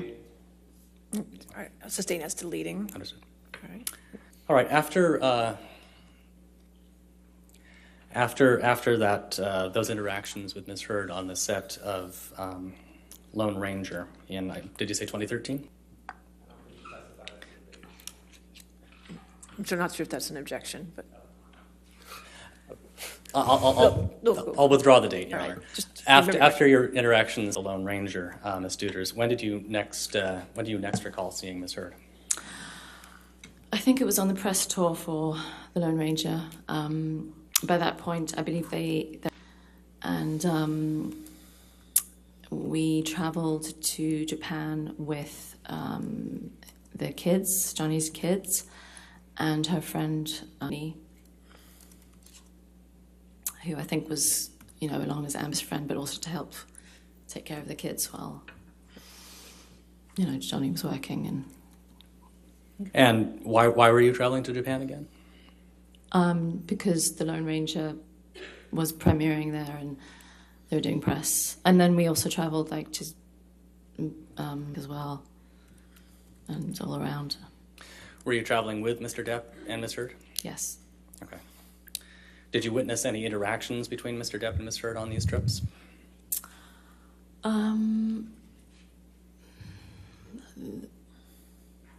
Just generally on the plane,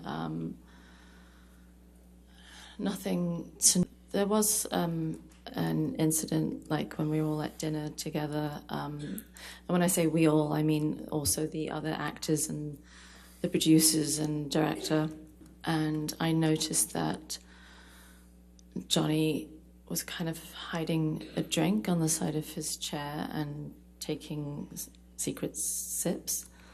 And I noticed, she kind of saw that and was quite angry about it. And I know what was said, but he seemed to got told off by, a telling off, which was, it was kind of weird. It's a bit like What was he drinking? I think it was champagne. Okay, like a flute of champagne? Yeah, something like that. Okay. Do you have any impressions of how would you describe their body language when they were having this conversation?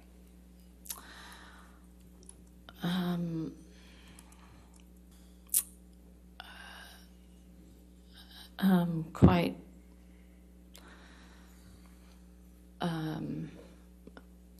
I think she was really angry.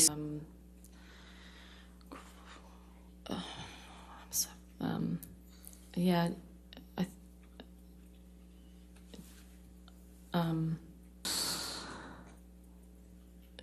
just kind of like dominant and just very angry and putting just him off. Okay, and how would you describe his body language? I think quite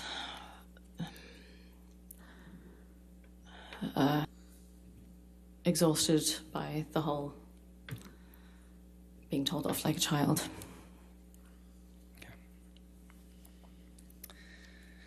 Over this period of time, and just to clarify, were Ms. Heard and Ms. Depp public at this point?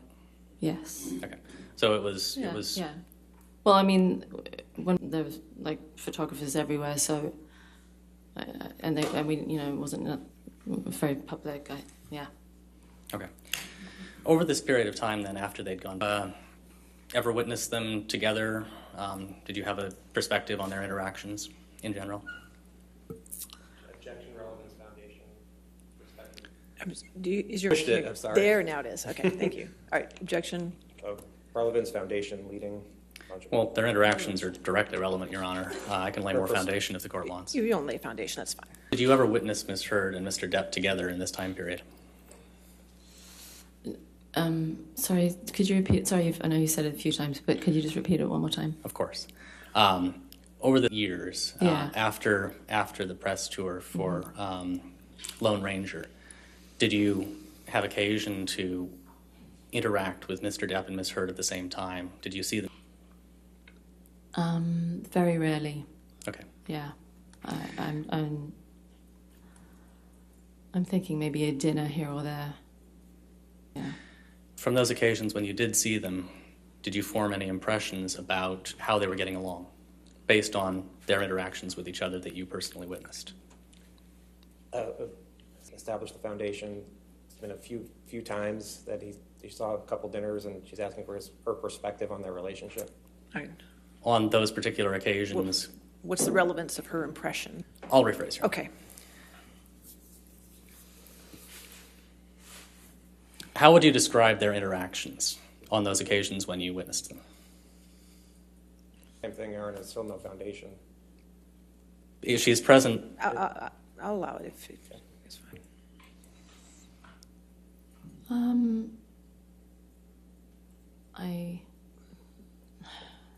They seemed okay. I mean, they could be quite tense. Nothing to note. Nothing I would remark on.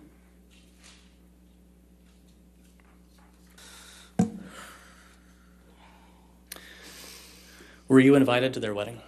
Yeah. Yes. And did you attend? Yes. Okay. For us, what the wedding was like? It was definitely a predominantly amber event. A large percentage of the guests were her friends and family. And, if his friends and family couldn't make it because it seemed to happen so quickly.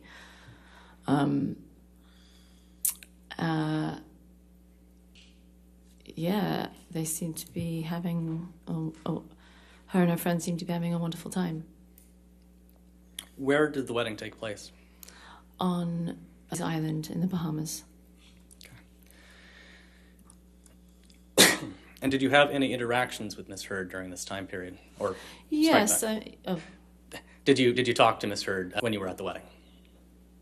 Yeah. There were dinners, and it was certainly a celebration every day. Amber and her friend Rocky gave me my first taste of MDMA. And everyone, like all her friends, that for the first time with them. It was like a party atmosphere. Okay. Just briefly, can you, for us in a little more detail, how you came to take MDMA on that at the wedding? Oh, well, it was evening. I think I was a bit hungover from the day before, and I can imagine those two saw me, and when they first dropped the pill into my hand, I thought it was like a vitamin supplement to make me feel better, but no, they quickly said it was MDMA, and I kind of decided to throw caution to the wind and just...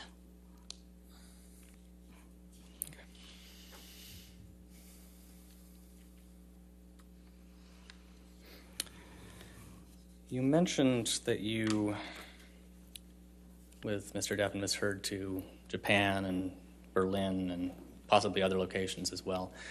Can you tell us where else you traveled with them?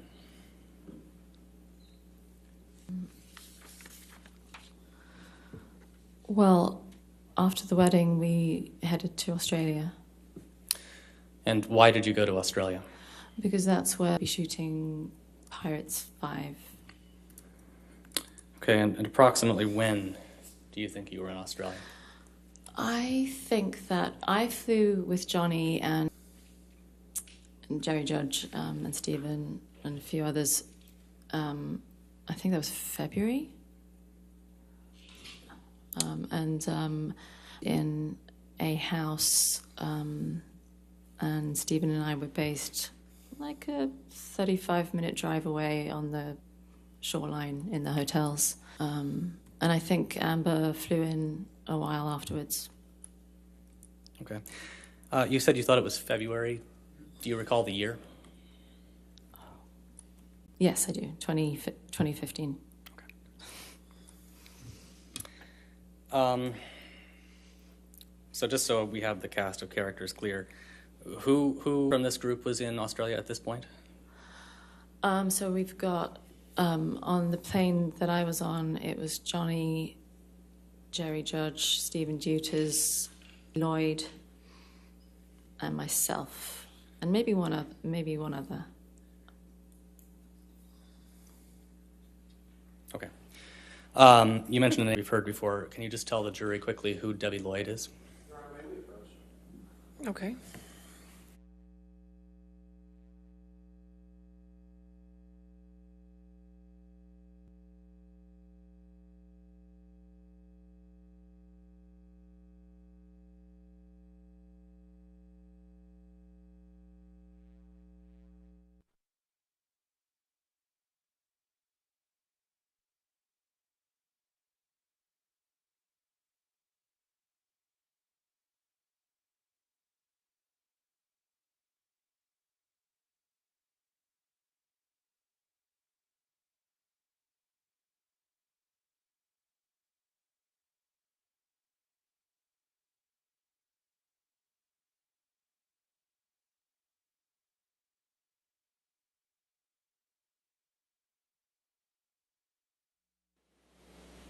Ladies and gentlemen of the jury, we just have to take a few housekeeping matters up, so we're just going to have you take a recess for a few minutes, okay?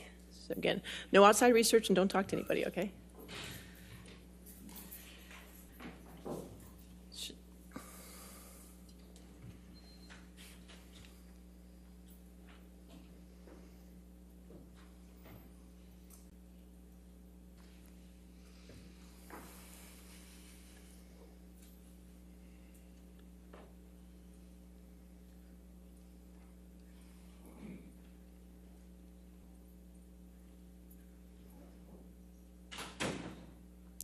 Ms. Deuters, I just had a question for you. Have you been watching the trial this past week? clips of it online, yeah. You've been watching, so you have seen parts of this trial? Yeah. Okay, and witness testimonies? Yeah, I've seen clips of. Thanks. All right, does anybody have any follow-up questions? Ms. Duders, have you been watching? It doesn't matter. She's been watching clips of witness testimony. All right, you're excused, ma'am. You can have your excuse. Okay. Thank you. I will instruct the jury. They'll have to strike the testimony of Ms. Duders. There's a rule on witnesses, Mr. Moniz. First, we're. I believe that. I have no doubt in my mind that this is the first you've heard of it. Have a good day, ma'am. Thank you. Mr. Hopp, I got it the first time. Thank you.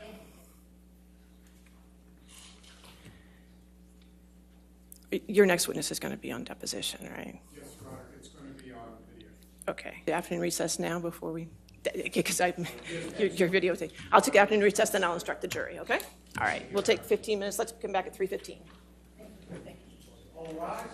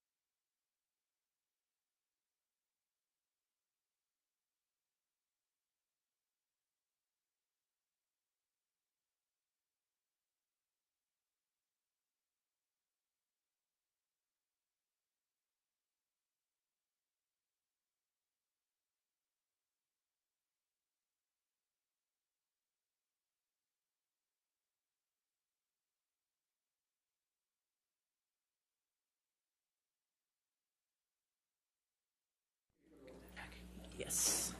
Yes. Sure.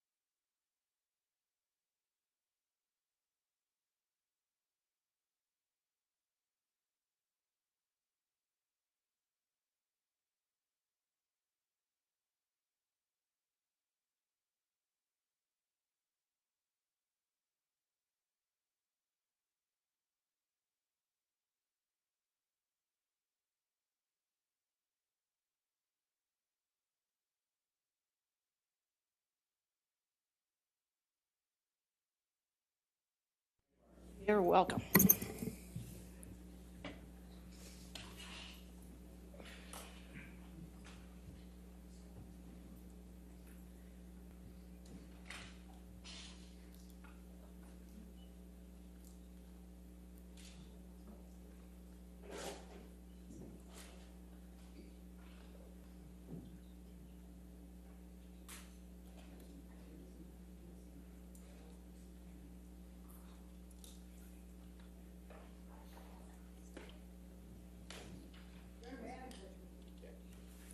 get somebody from over here. Anybody?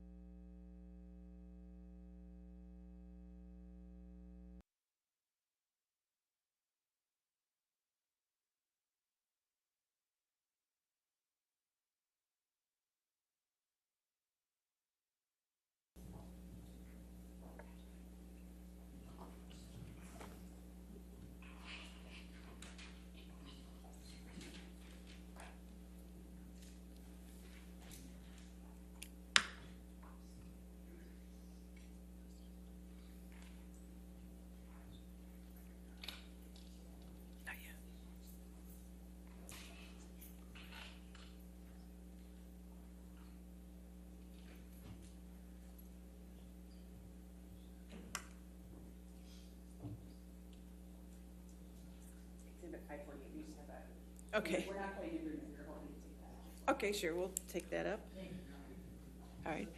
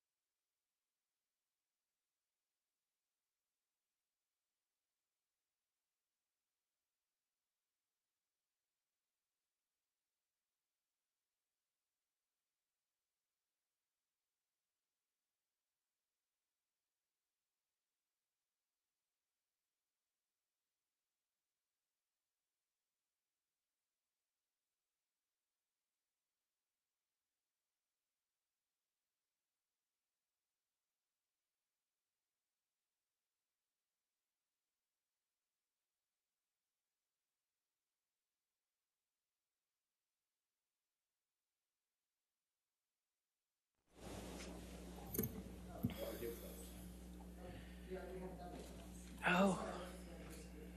Oh, goody. Is this? Okay, and make sure they're agreeable redactions first.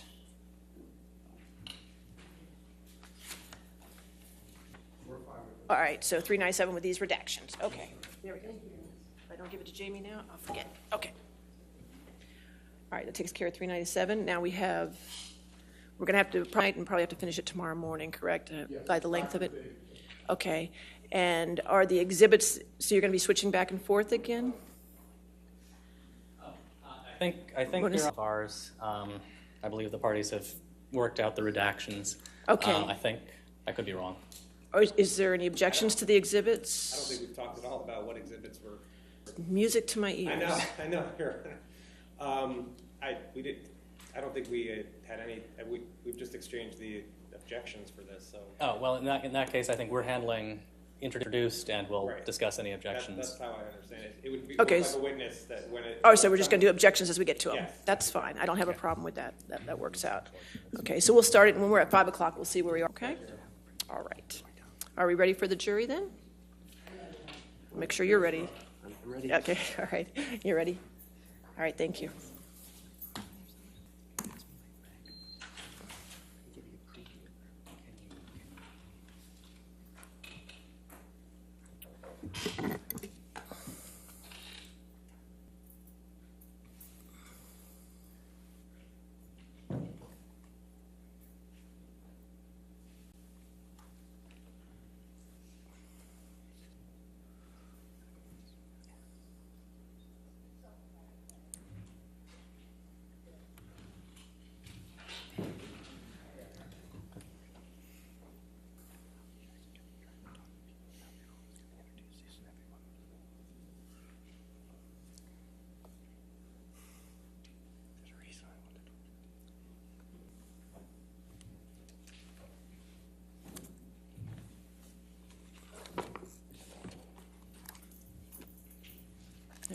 Thank you, ladies and gentlemen. Ladies and gentlemen, the court is striking Ms. Gina Duder's testimony in its entirety from the record, okay? Therefore, the court further instructs you, the jury, to disregard her testimony in its entirety. Understand? All right. Your Honor, we call Dr. David Kipper by video designation. All right, Dr. Kipper.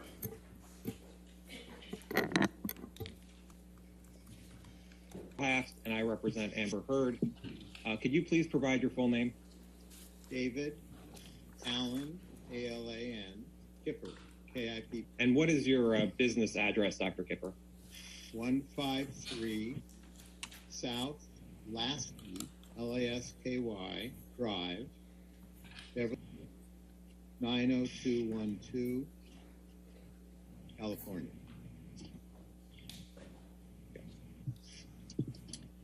Now you're a doctor, correct? Yes. And an internist? Yes. How long have you been practicing medicine? Since 1977. And I noticed on your website, it says you provide concierge health care. What does that mean? That means I provide health care on a retainer-based arrangement.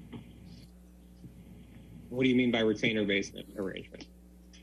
Patients pay an annual fee, and all services are included, 24/7.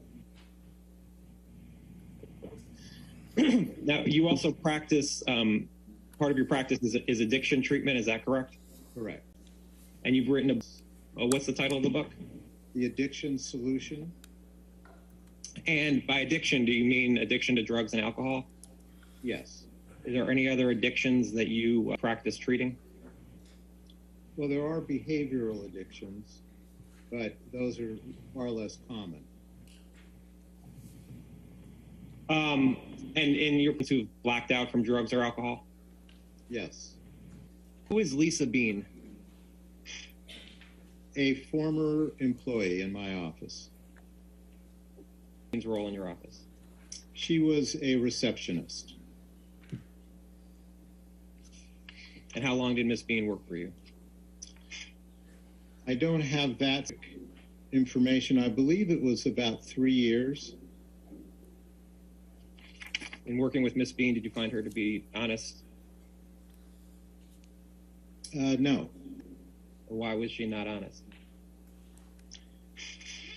She was inappropriate with certain patients beyond what I consider to be professional. She discriminated in some regards to some patients. She was divisive in the office, and a lot of problems with the other staff. Did you terminate her? Oh, no. And who is Debbie Lloyd? Debbie Lloyd is a nurse that I have known for many years who has worked home care and addiction cases. And is Miss Lloyd an employee or an actor with you? She's a contractor. Does she still contract with you, Miss Lloyd? Yes, until recently. She now has a new position, so able to have her services at this point. What was Miss Lloyd's role in Mr. Depp's care? She served as his RN, as his registered nurse. And was Lloyd paid by you for Mr. Depp's care? Yes. So would it work that you Depp for the care that you gave and Miss Lloyd gave, and then she be paid from that? Yes. And who is Erin?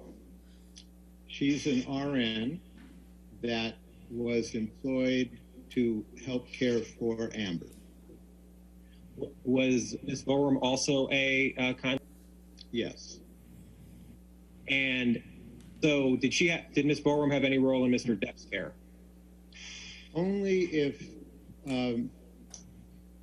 unavailable, Aaron would step in, and vice versa. And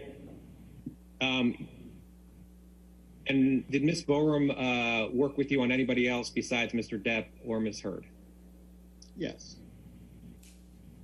Does Ms. Borum still work with you? Ms. Borum now has 2 little kids, so she's not really available. I understand. I have 2 kids myself. When were you first contacted? Somewhere in the spring of 2014. And do you recall who first referred Mr. Depp? He was referred by another patient.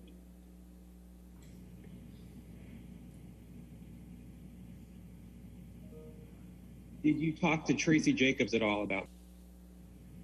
Yes. What did you understand the business relationship was between Ms. Jacobs and Mr. Depp?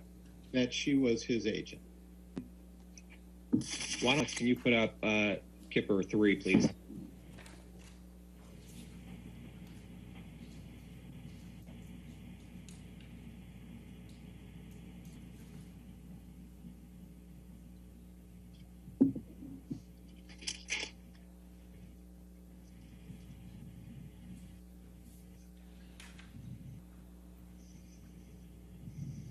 Dr. Kipper, do you recognize this document?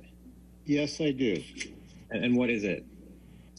This is a evaluation that I had with Mr. Depp regarding his treatment. And do you keep these notes in the normal course of business? Yes. And accurate? Yes. Okay. And did you take the notes or did someone take them for you? I took these notes. Is May 22nd, 2014 the first? No. Your Honor, When did you? sorry, thank you. Your Honor, I move to admit Defendant's Exhibit 220, which is what Dr. Kipper was referring to there. In 220, Defendant's 220.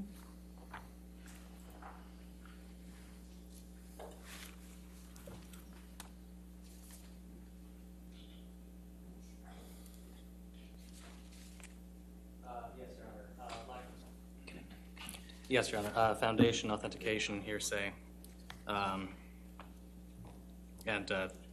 403. All right. Hold on, let me catch. I can get it here. It's fine. 220.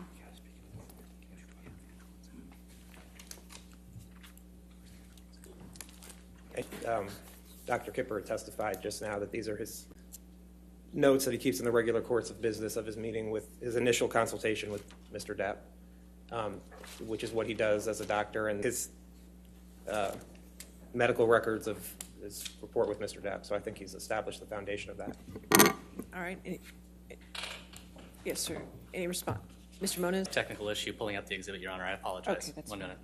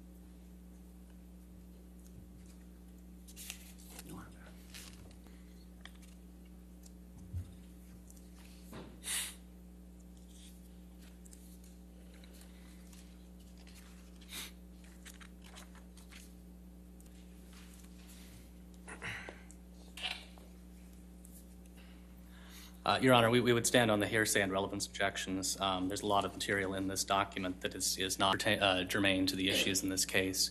At minimum, and to the extent admitted, it should be admitted in redacted form.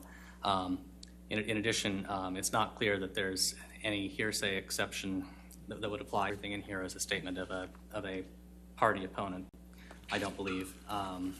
And finally, the medical records reflected here any possible relevance to the issues in this case. It's not inappropriate. We would stand on that objection. All the statements in here are statements of Mr. Depp, so they either or it's use of, and it's Dr. Kipper it's his evaluation of Mr. Depp to to treat him for his. So I think this is all relevant.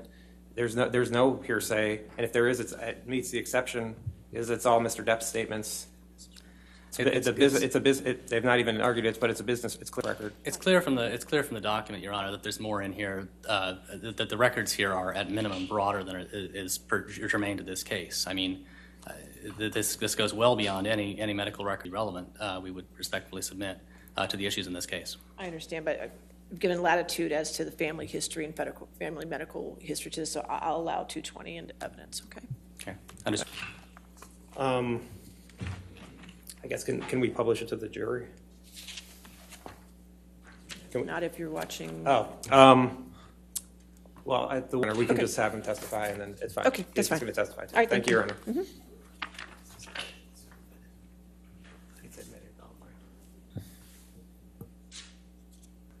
Mr. Depp, prior to May 22nd, 2014. I met him a couple months before that as just an initial introduction to discuss possible treatment. Where were you when you first met Mr. Depp? He met me at my home office. And did you have any notes of that meeting at the home office? What did you discuss with Mr. Depp at that first meeting?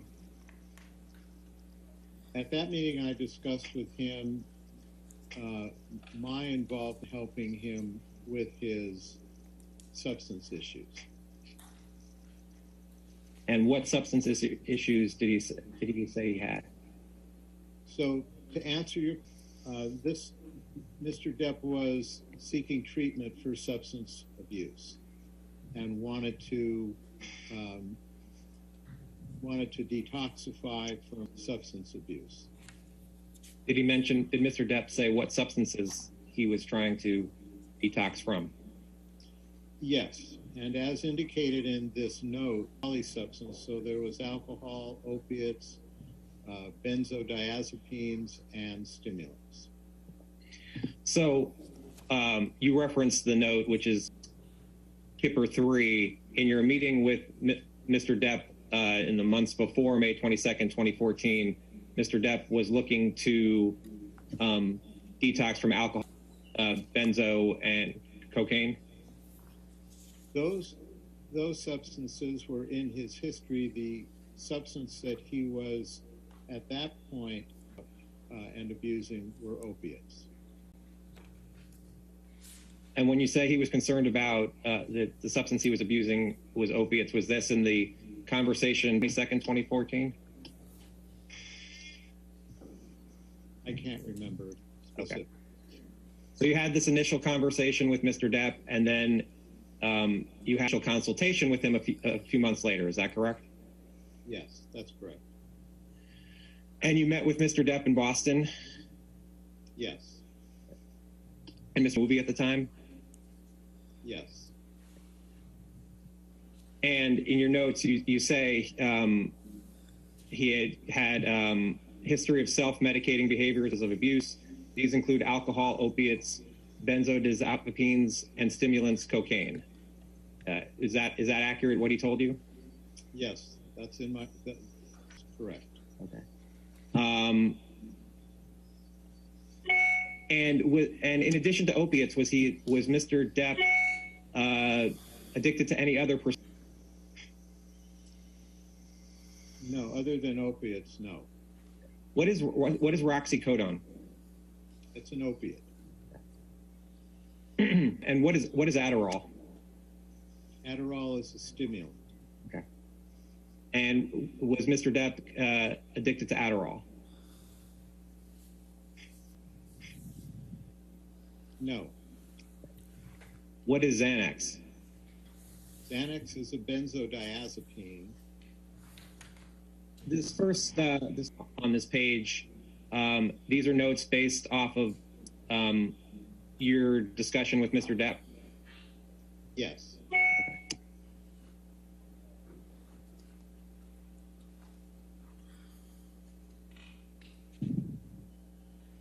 And then on the second page where it says physical examination, that's just what you conducted at the time on Mr. Depp? Yes. And where it says impression on the third page, that was your impression of Mr. Depp at the time of May 22nd, 2014? Yes. And under that, the plan, that's documenting your plan for Mr. Depp going forward? Correct. Mr. Depp paid for this visit? Yes. When was the plan to start treatment of Mr. Depp? After completed his current film. Dr. Kipper, do you recognize Kipper Exhibit 4? Yes. And what is Kipper Exhibit 4? Progress note dated June 11th, 2014. And did you keep these notes in the normal course of business? Yes. Take these notes? Yes. And the notes are meant to be accurate, correct? Yes. Okay. What is, you had mentioned it before, but what is polysubstance abuse? Poly is multiple. You can pause. Thank you. It takes a second for it to catch up. No, I understand. Okay. Thank you. Your Honor, I move to the admission of the Defendant's Exhibit 246. 246.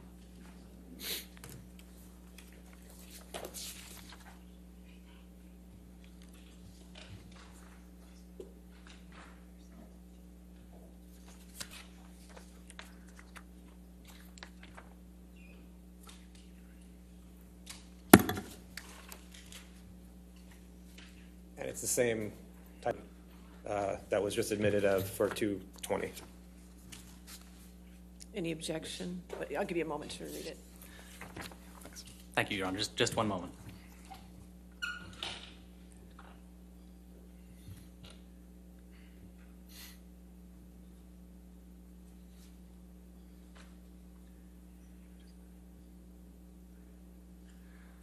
Understanding Your Honor's ruling on the last record, I think we'll anticipate that the exhibit can come in. So I will take that as no objection. All right, 246 in evidence. Thank you. Thank you. Multiple substance issues, multiple substance abuse. And you were going to be treating Mr. Depp for multi-substance abuse, correct? I was going to be treating Mr. Depp for opiate issues. On the box says impression, that was your impression of Mr. Depp at the time? Where it says polysubstance abuse? Yes. Drugs that Mr. Depp was taking at the time, which is at the bottom of page 1 of Kipper 4.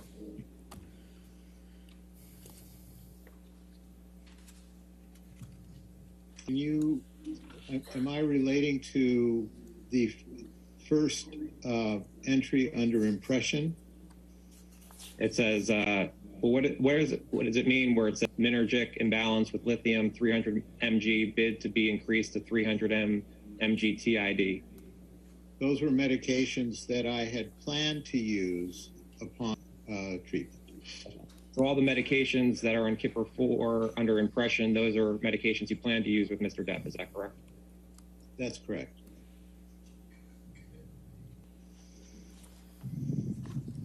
And on the next page where it talks about opiate dependence, right, we'll maintain on current Norco dosage, TID, and filming is completed in mid to late July. Mr. Depp agrees to undergo detoxification with clonidine, Robaxin, Bentyl, and Anxiolytics. I can't pronounce it, I'm sorry. But is that correct? Yeah, you did a good job. That's what it says, yes. Okay. What does TID mean? Or 3 times a day. 3 times a day, okay.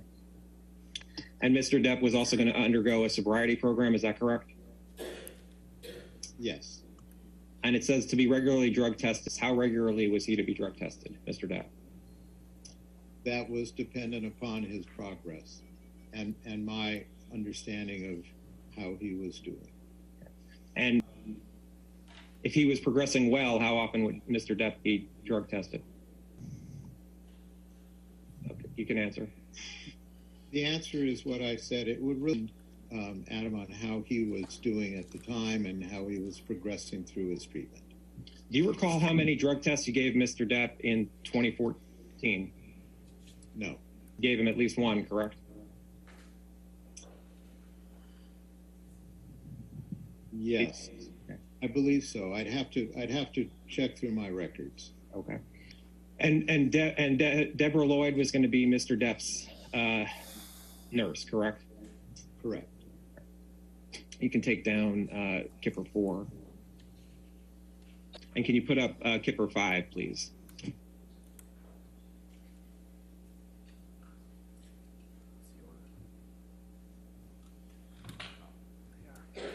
And Your Honor, we would move into evidence Plaintiff Exhibit 40. Plaintiff's Exhibit 40. Is there?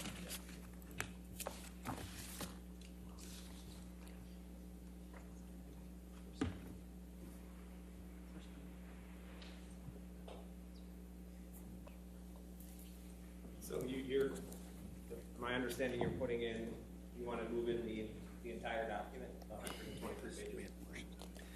We have redactions of it. Yeah.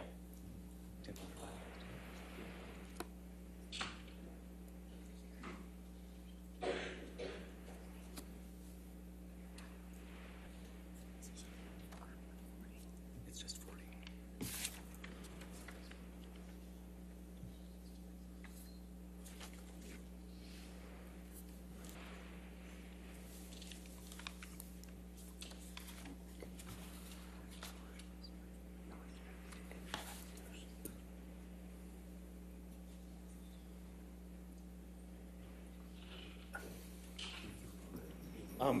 Your Honor, I would just have to look to make. I'm with 123 pages, and then there's certain redactions. I just would need to see what was redacted. I'm generally okay with of the document. So I'll enter it, but with the reservation for redact need to be made. Okay. Thank you, Your Honor. We can do that. All right, that's fine. 40.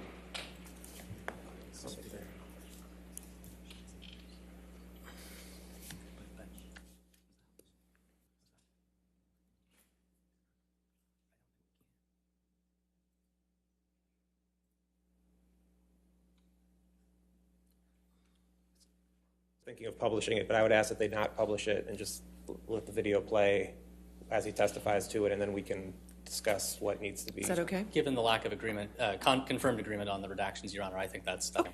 Do that. Thank you.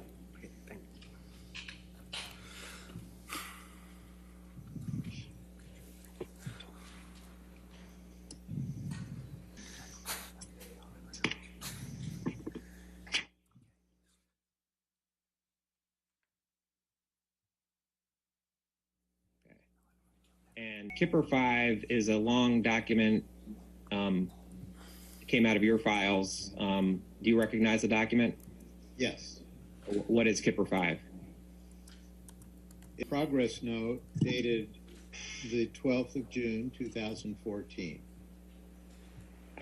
So this exhibit, Kipper 5, which I will refer to throughout your deposition, is a multi-page document that is progress notes throughout from multiple dates that came out of your files.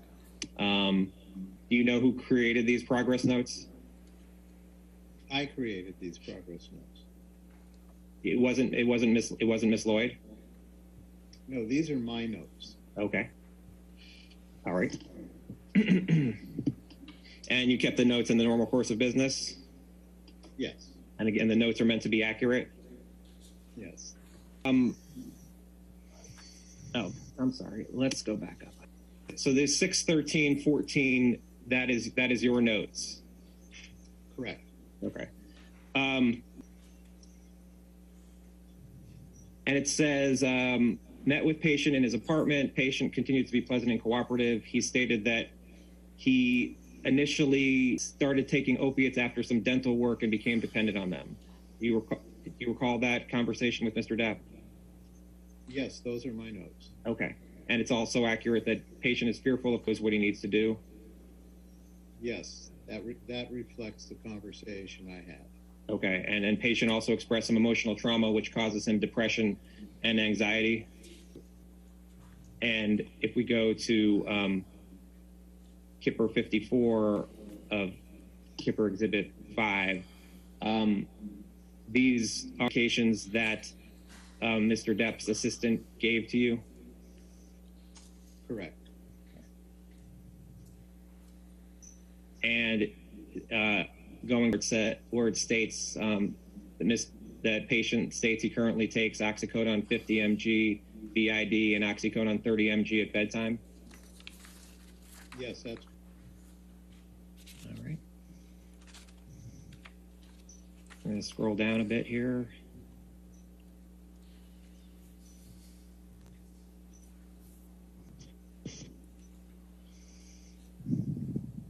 And we're going to go to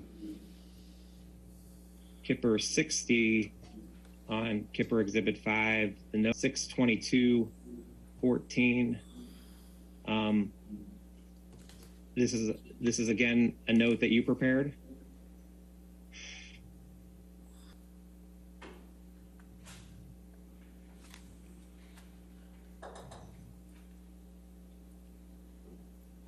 Is this a note that you prepared, Dr. Kipper? I'm reviewing this.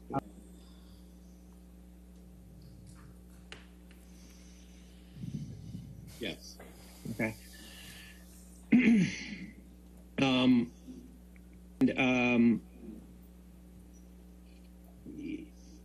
You see where it says in the middle, patient spoke about his difficult childhood and things? Yes. What did Mr. Depp tell you about his mood swings? That he had evanescent changes in his mood from good to bad. And did he give any more information about what a bad would be? No, it was implied that would be depression, sadness. What about anger? I don't remember him saying that. This note also said that he'd been depressed for the past 3 days. Right above where we just looked. Yes. And Alex, keep this up, but put it out at 6, please.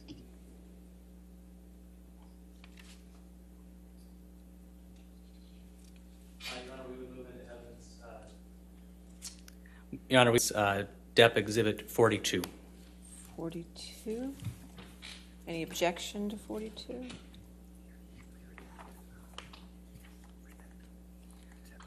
And this is another redacted document, counsel. So mine's not redacted yet, correct? Yeah, I don't see any redaction. We have which we can provide. Also, I believe this is unobjected to on our exhibit list. All right. So pending redaction. Well, didn't have redactions, so I'm not sure. Non-redacted, I'm happy to have it included, but I would need to see the redactions. Well, reserve on redaction. Okay, so 42 in with redaction. Understood, Your Honor. Decisions. Okay.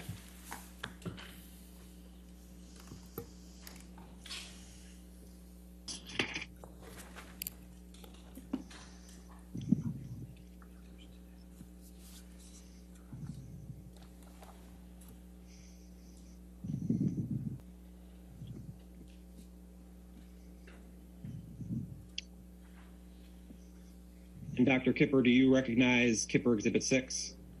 Yes. What is it? It's a summary of the treatment and encounter with Mr. Depp from June 22nd to June 24th of 2000. And you keep these notes in the normal course of business, correct? Yes. And again, they're meant to be accurate, correct? Yes. Okay. And these notes reflect that you saw Mr. Depp again? Correct. Okay. And in the second paragraph, you write, we for compliance with his medications. We also discussed his nicotine habit and agreed we would address this when we completed the opiate and benzo detoxification. Mr. Depp's filming will be completed around mid-July and we discuss. Mr. Depp prefers to do this in his home in the Caribbean islands. The anticipated duration is between 10 to 14 days, and he will be completely isolated without any professional or personal relations. Does this reflect the discussion you had with Mr. Depp? Yes, it does. And you also discussed that Mr. Depp understands that a nurse, Debbie Lloyd, will assist this program, and I will initiate this withdrawal and supervise daily, visiting him at the end of his treatment to design the next steps in his therapy. And this protracted therapy will include a 12-step private psychotherapy and couples therapy with his fiancee, Amber. Both are in agreement to this plan. Does that reflect the conversation you had with Mr. Depp? Yes. And was Ms. Heard at this conversation as well? I don't remember, but the last sentence implies that both were in agreement. So it's very possible that she was, but I honestly... And during this detoxification, who was going to be with Mr. Depp at his home in the Caribbean islands? Fiancee Amber and the nurse, Debbie Lloyd, and whatever staff members he had. Where was Missy each day in the Caribbean islands? She was going to be on his property in a separate area. And who was administering the medication? Miss Lloyd was giving these medications and supervising that, and there were time at night during the evening, early morning, that Miss Heard was also helping with this. And would there be times where Miss Heard was administering the Medicare without Miss Lloyd being present? Correct. Under supervision, but without being present.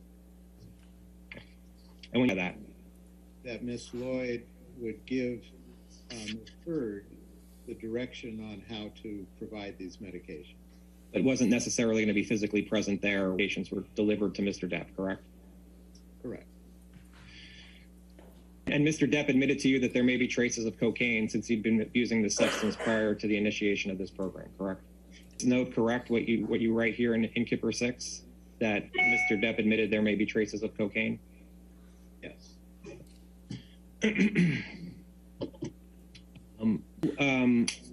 Let's just go back to Exhibit 5. And if we go to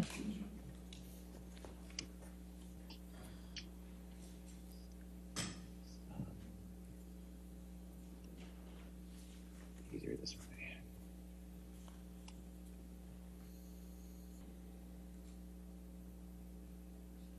You see the note of 6/24/14 at 1200?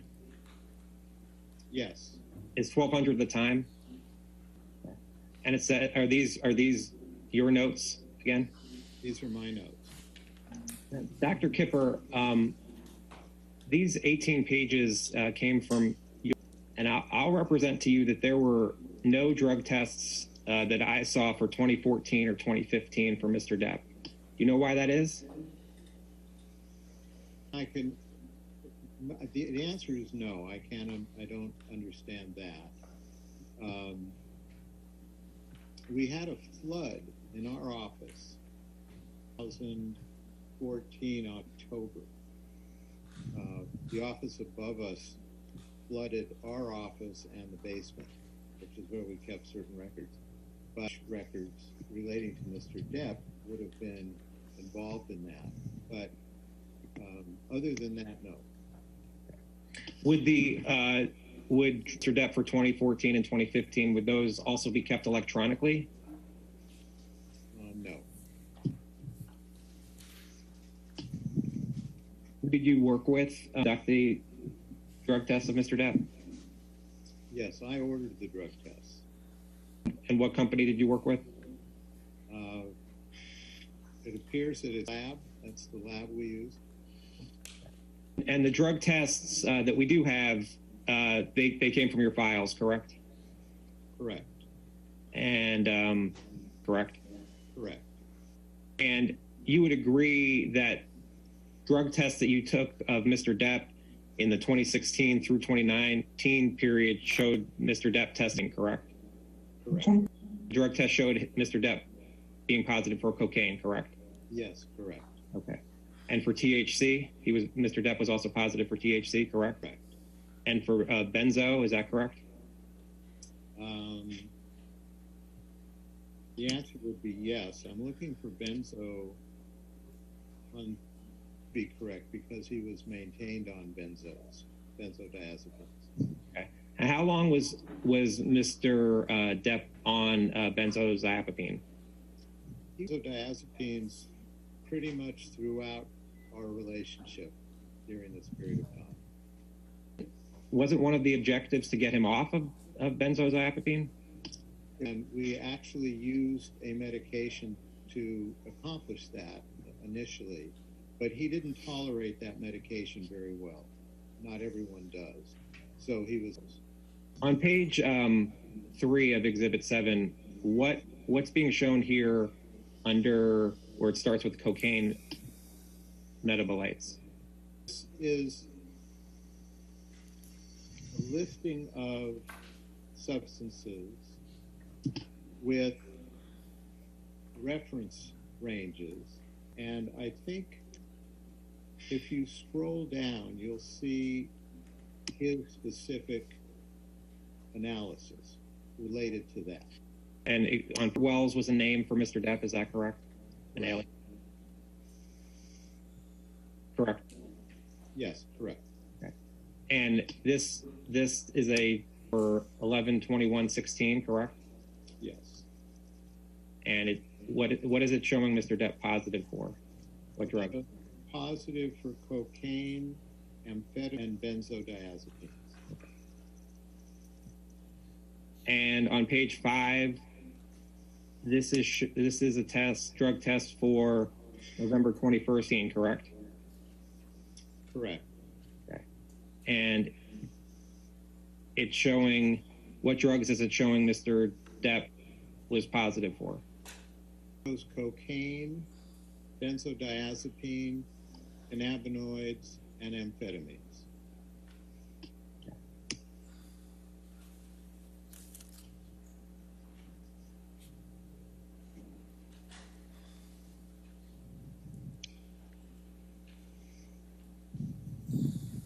And again, the drug tests were taken of Mr. Depp in 2014 and 2015, correct? Correct.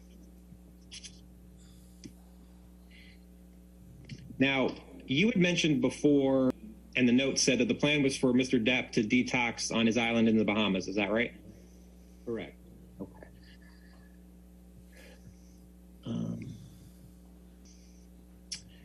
And were you going to be going to the island at any point?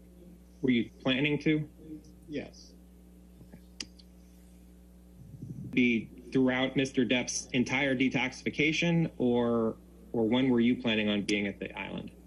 I was planning to see him and did see him towards the beginning. We initiated treatment, and towards the end when we were transitioning from that treatment into the next phase of his treatment.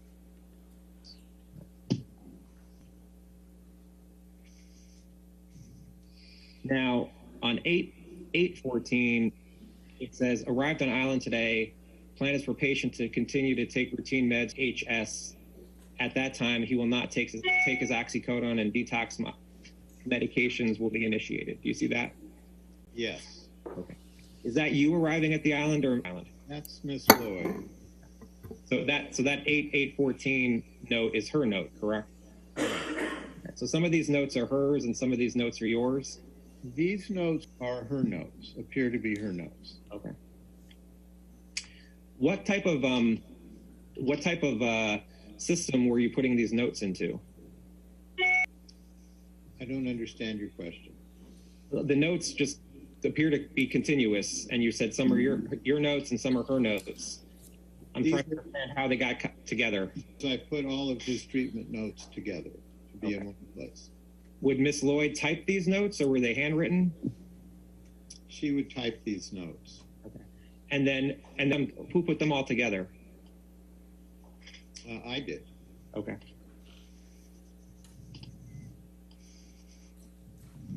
You see 8/9/14, patient experiencing normal without his drugs. See that? I see that. Was that, did Mr. Depp ever express that to you? Yes, in some form he discussed that with me.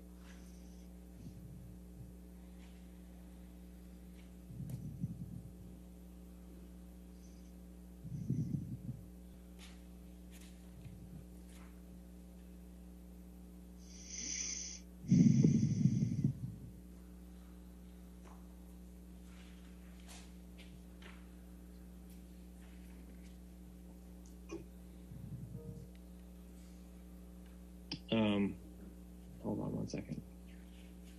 Oh.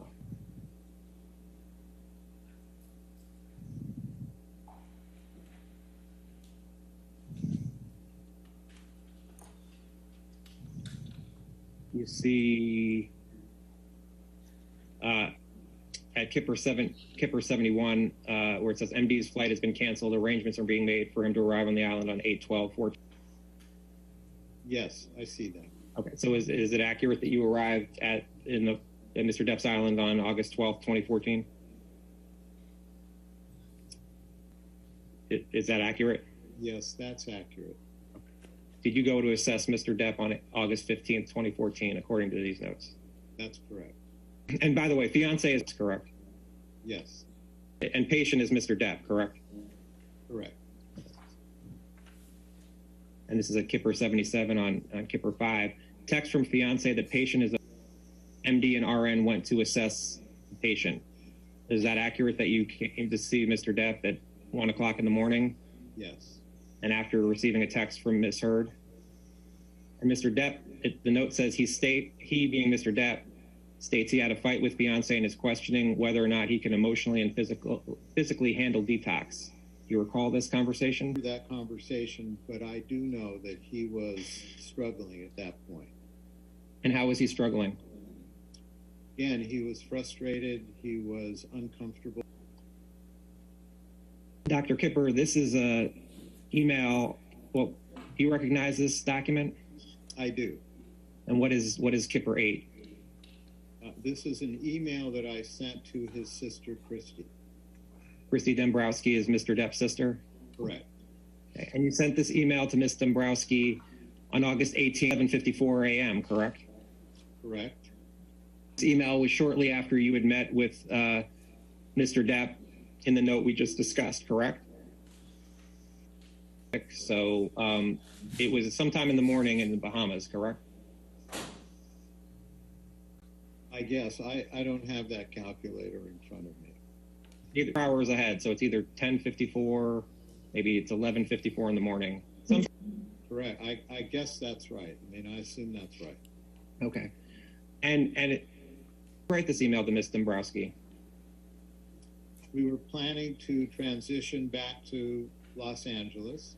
We had completed the initial phase, and I wanted to update her as to my impressions on how he was doing and how we would proceed going forward. And you wrote this, Dombrowski, because you were concerned about Mr. Depp, is that correct? I wrote this so that she was aware of where we were in the process of his treatment. And you wrote this after he had an incident with Ms. Heard, correct? I did not witness the incident. I wrote this after we were called to see him because but he clearly was uncomfortable at that time when we came to see him. And again, we were getting ready to transition off of the island and Christy to have a clear understanding of where we were at that time. Can we pause? I was going to move for then at 12:30. Thank you. I was going to move for the admission of defense. 268.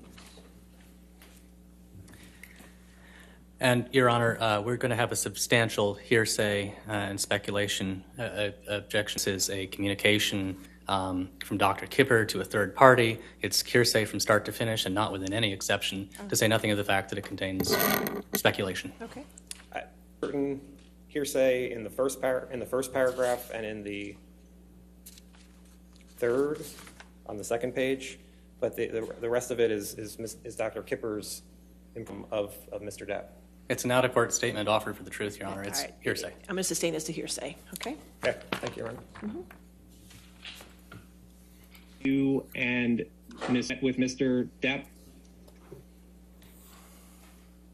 Yes, according to these notes, yes. Okay. And do you know, was this now in the Bahamas, Los Angeles? I need to go back to the date, not the time. Can you scroll up? Thank you. 8/20/14. I'm just looking at my calendar. Yes, we were now back in Los Angeles. And in the notes on 12:30 on August 20th, Mr. Depp stated he was done with the process and no longer wanted services. You see that? Yes. You recall Mr. Depp telling you that? Yes. And you recall Mr. Depp saying that there was tension between him and Ms. Heard? Yes. Was the plan for Ms. Heard to take a few days for herself? Yes. And Mr. Depp is it true that taking all the medications you were providing him? Yes, that's reflected in this note. Now, you mentioned you had, you did text with Mr. Depp on occasion, correct? I believe so, but I remember any specific time or message that I sent to him. Dr. Kipper, Mr. Depp has produced a number of texts in this litigation between, and they're in this chart here, and we're not going to go through all of them, I promise you. But I want to ask you about a few of them, and we'll do this kind of throughout the deposition. I have control here.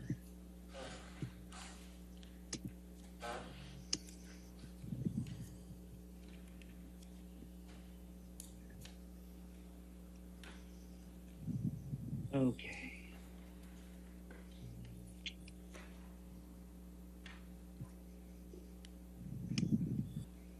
And on 8/21/2014, it says Dr. David Kipper. This 310 phone number, was that your phone? Yes. Okay.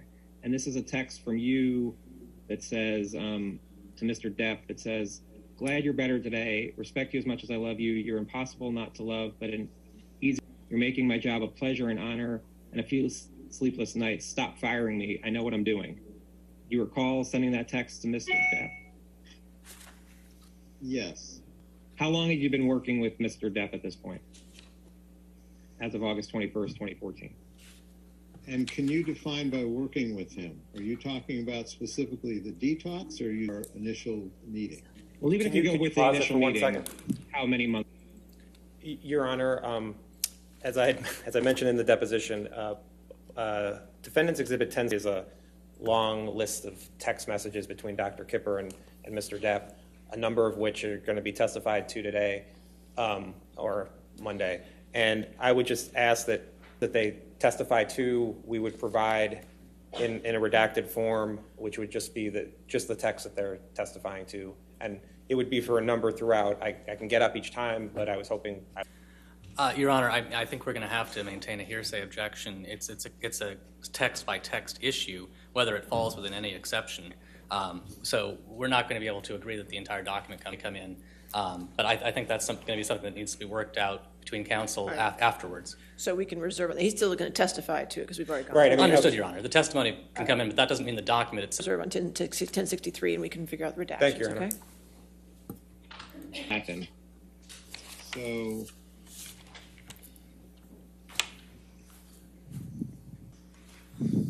about 4 months. Okay, and you write "stop firing me." In that 4 months, how many times had Mr. Depp tried to fire you? That was the first time. And again, this was in reference to him not wanting to proceed and not wanting this is actually, I'm sorry, this is the second time, because the first time was on the island, just as we were getting ready to leave, that he did not want to proceed. He didn't think he could do it. Conversation, he was back on board. And this came from, I think followed that incident that you we just referred to in the notes, was to come and visit with them, and where he didn't want to proceed, and again at the end of that visit he was back on board.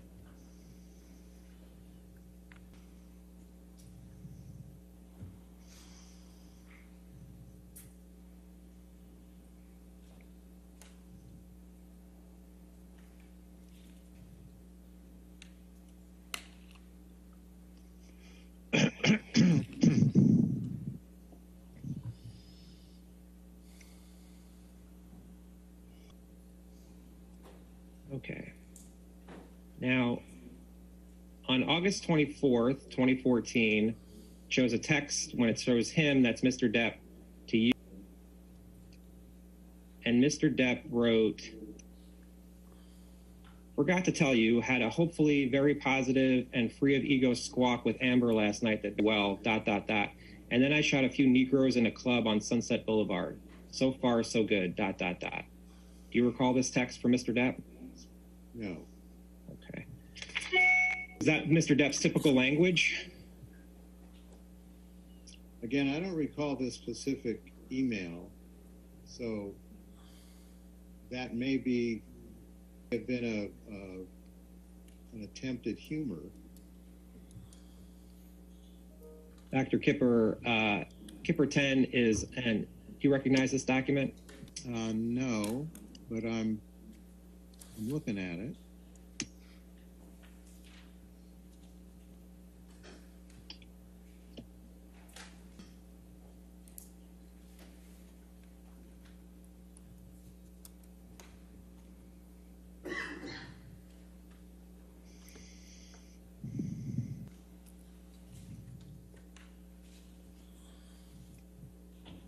Let me ask you this. Do you recall if arrowsarc@icloud.com is Ms. Hurd's email address? I assume that by looking at this document. Exhibit 5 at Kipper 10 at 9/22/14 at 1:25. You see it says, Lauren received text from patient stating that he had been in an argument with fiance and she had a, quote, nasty like nurse to give him some, quote, some fucking knockout yum yum. RN instructed patient to take PRN Neurotin 300 mg, PRN and Seroquel 50 mg and that? Yes. Okay. And this is a note from Ms. Lloyd? Correct. Okay. And then it says at 3, on arriving at the home, patient was sitting in kitchen with scraped and bloody knuckles on our hand, meaning his right hand, correct? Correct. Patient stated he punched whiteboard in kitchen after fight.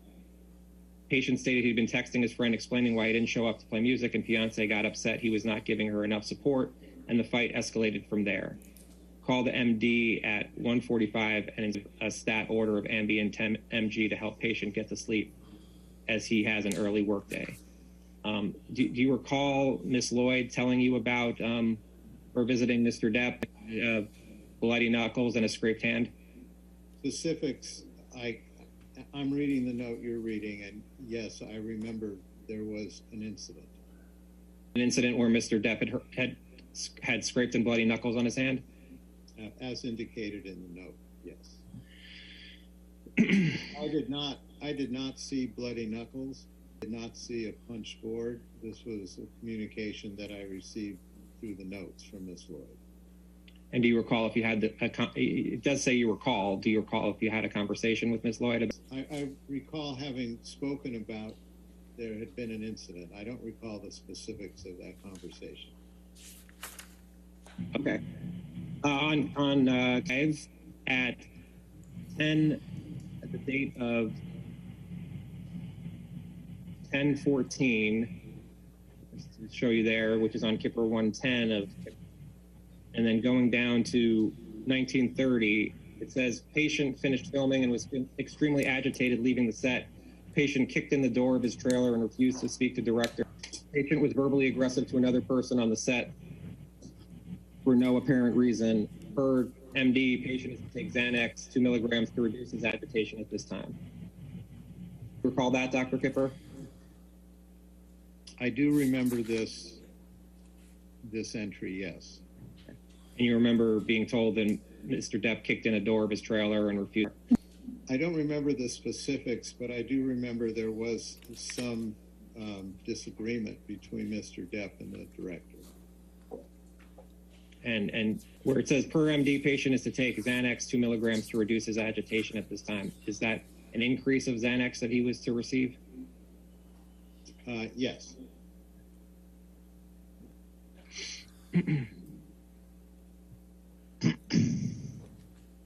And you see at 10:15 at 6:45, it says patient awake and states he slept from 4:30. Patient continues to be agitated about work and is verbalizing having desires to escape with drugs. Do you recall seeing this note? Yes. Okay. And do you recall Miss Lloyd telling you this about Mr. Depp? I don't remember if she told me that he wanted to use. I remember her telling me that he was upset. And is that reflected in the note of 8:45? MD informed state of mind and continued agitated. He's on his way to assess patient. Is this can you accurate? Can you show me that note? Yeah, it's right under, it's right here, 8:45. Oh, okay. The note's accurate that MD informed a patient's state of mind and continued agitated. He is on his way to assess patient. Yes. And then at 12:30, as patient had fallen asleep and is now awake talking with MD, it has been decided patient is under too much stress as it would be best for him to stay home and rest today. Yes. You recall having a conversation with Mr. Depp about his stress? Yes, I do. Do you recall anything that Mr. Depp told you? You can answer. I'm very upset. I don't remember the specifics of that conversation, but I remember he was upset.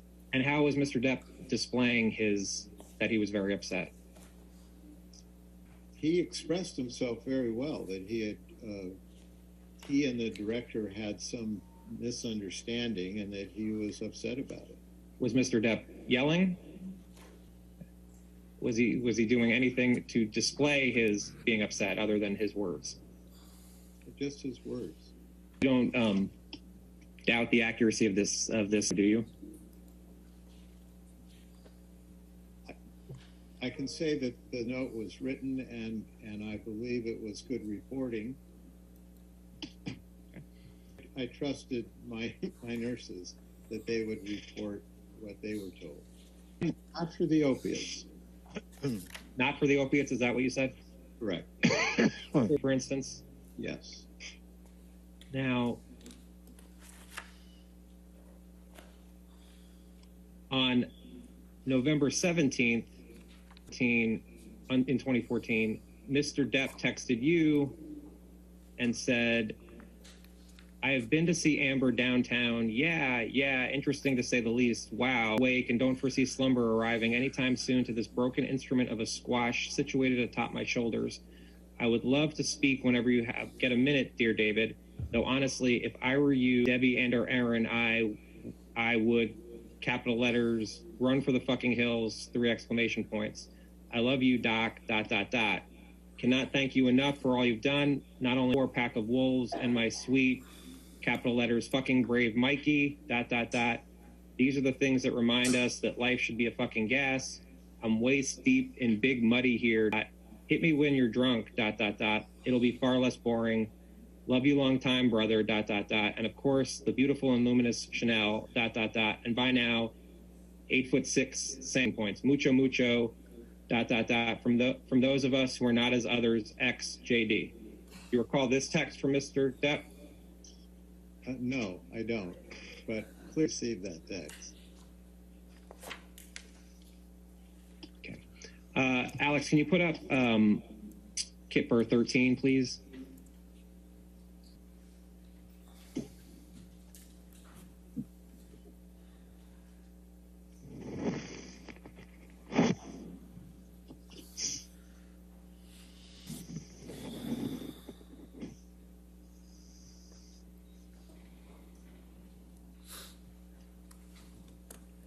Do you recognize Dr. Kipper email chain between you and Colin Cowan? I don't remember it, but I'm refreshing myself with what you're showing me. Cowan. He's a psychologist that I had referred Amber to see.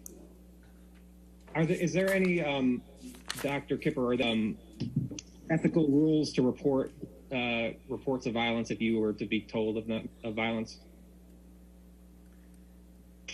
If I were to see the violence, I would be obligated to make some reporting.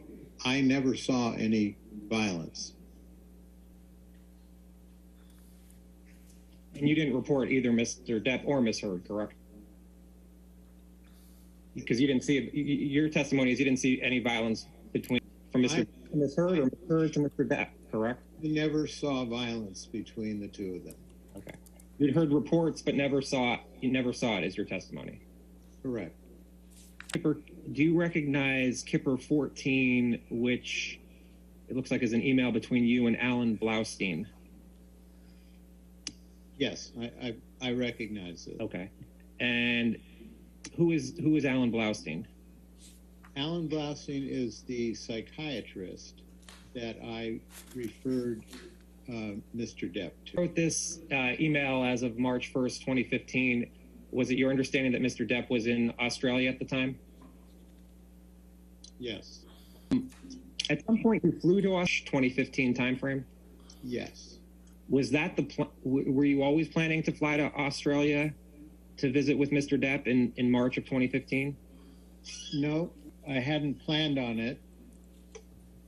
What made you fly to Australia?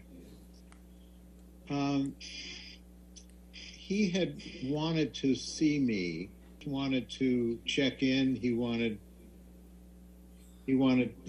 my company at that point. He being Johnny Depp? Yes.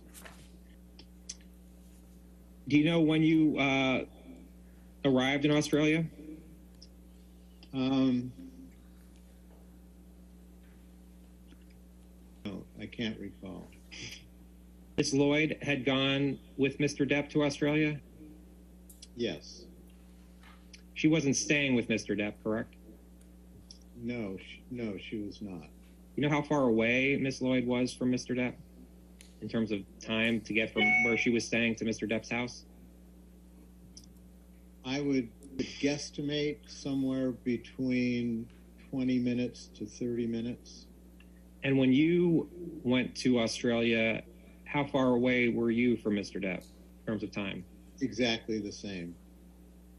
Were you and Ms. Lloyd in the same hotel? Yes.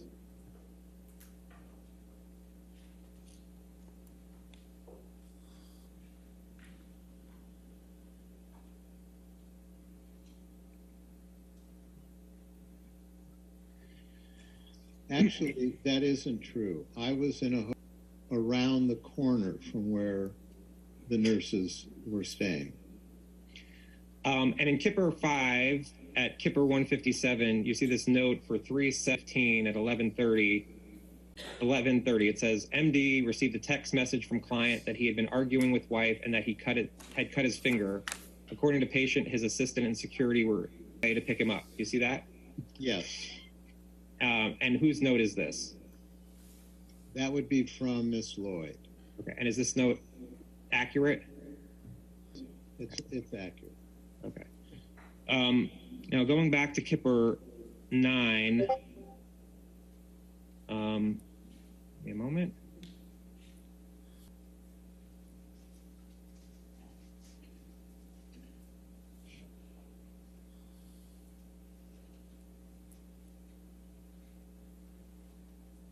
At Kipper 7, at Depp 7790, there shows a text from Mr. Depp to you on March 7th, 2015 at 5 p.m. And it says, hi, fucked, man, had another one. I cannot live like this. She is as full of shit as a Christmas goose. No more, all capital letters, 3 exclamation points. The constant insults, the demeaning, belittling, most heartbreaking spew that is only released from a malicious, evil, and vindictive cunt. But you know what? 2 question marks, capital letters, far more hurtful than her venomous and degrading, endless, quote, educational ranting, ... 3 question mark. Her hideously and purposefully hurtful tirades and her goddamn shocking treatment of the man she was meant to love above all, ... Here's the real deal, mate, ... Her obsession with herself is far more important, ... She is, capital letters, so fucking ambitious, 3 exclamation points. She's so desperate for success and fame, ... That's probably ... 2 exclamation points. Although she has, capitalized, hammered me with what a sad old man has been, I am, 3 dots. Cowan has done me the most cruel. I'm so very sad, ... I cut the top of my middle finger off, ... What should I do? Exclamation point, 2 question marks. Except, of course, go to a hospital, ... I'm so embarrassed for jumping, ... Capitalize, fuck the world, 3 exclamation points, JD. Do you recall this text from Mr. Depp? I don't recall the text, but I do recall him reaching out. Is this text a typical type of text you would receive? In retrospect and in reading this, no, I think it reflected he was injured. Right, and Mr. Depp told you in the text, I cut the top of my middle finger off, correct? That's what it says. Okay. And responded, call me. You see that? That's the next text. Yes. Okay. Yes. And did Mr. Depp call you? I can't recall. I know that I went to the residence. Okay. And did you go with Miss Lloyd? Yes. Okay. And back to Kipper 5 at 100, it says on March 7th, 2015, patient was having a hard time leaving the house, so security suggested the MD and RN go to house to see patient. Upon arrival, was sitting in car ready to leave.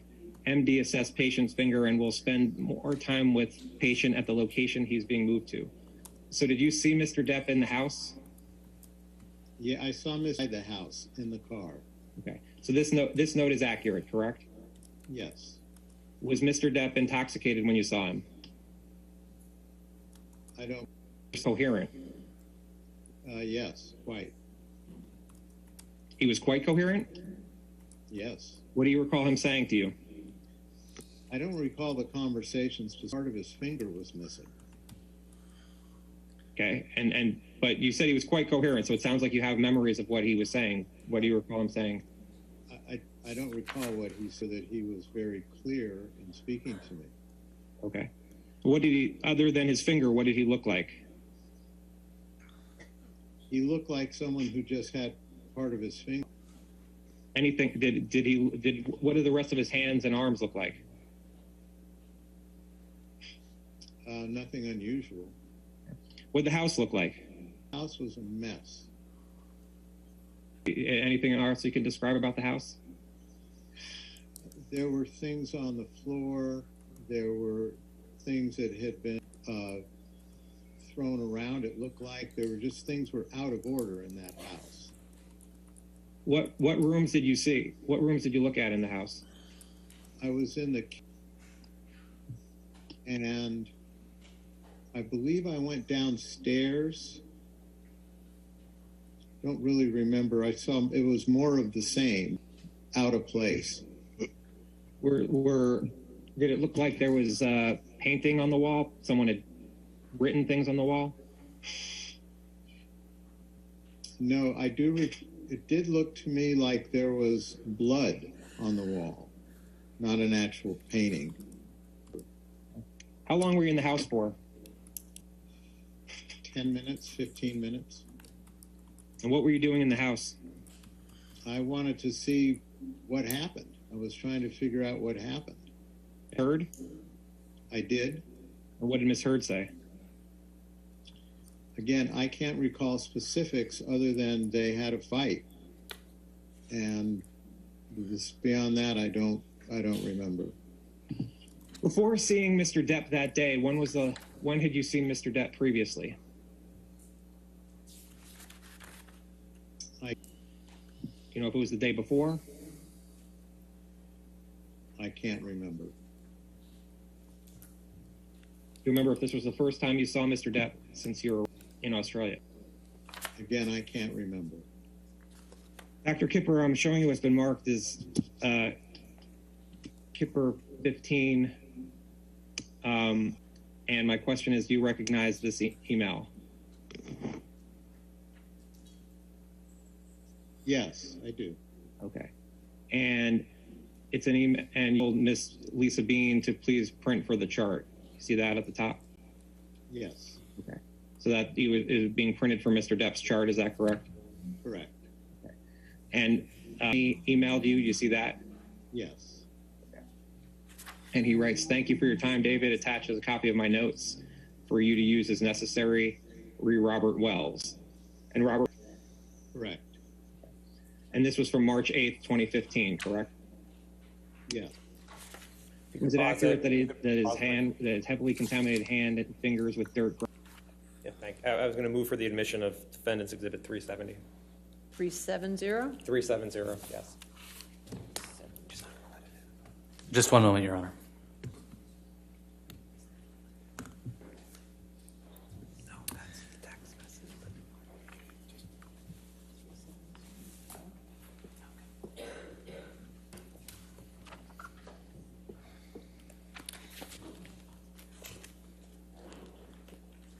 And Your Honor, we would maintain our objection, and and the other objections asserted in our objections to the exhibits. This is an email communication between two non-parties to this case. It's hearsay. It's not within any exception, certainly not within the medical exception, and it's not admissible. I think it is in the medical exception because it's from one doctor to another doctor to treat Mr. Depp's hand. I'll sustain the objection as hearsay.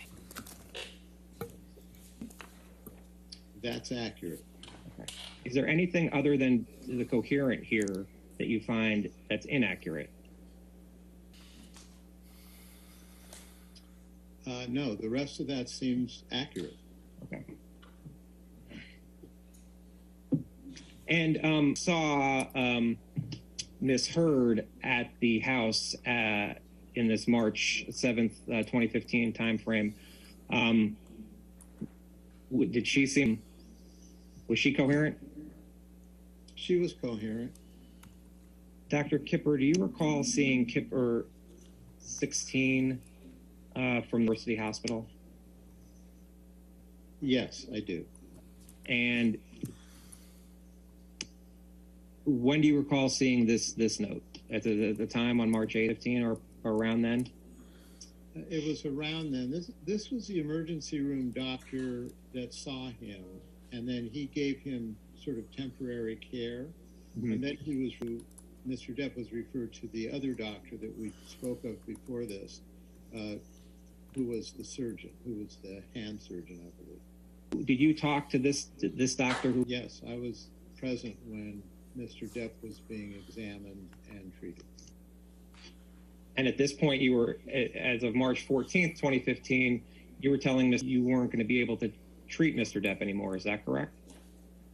The purpose of this note was to make sure that he was strictly compliant with everything. He needed to have his finger reconstructed, and I wanted to be sure that he was following our guidelines for the drug treatment.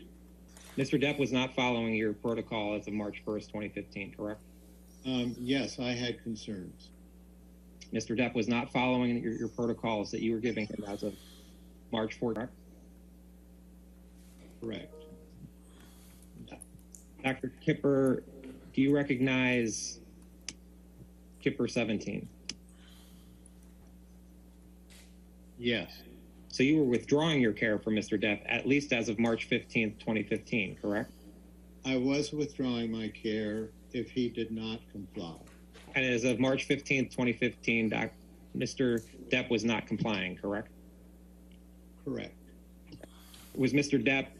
Can you pause it again? I'm sorry. Move for the admission of Defendant's Exhibit 391. 391.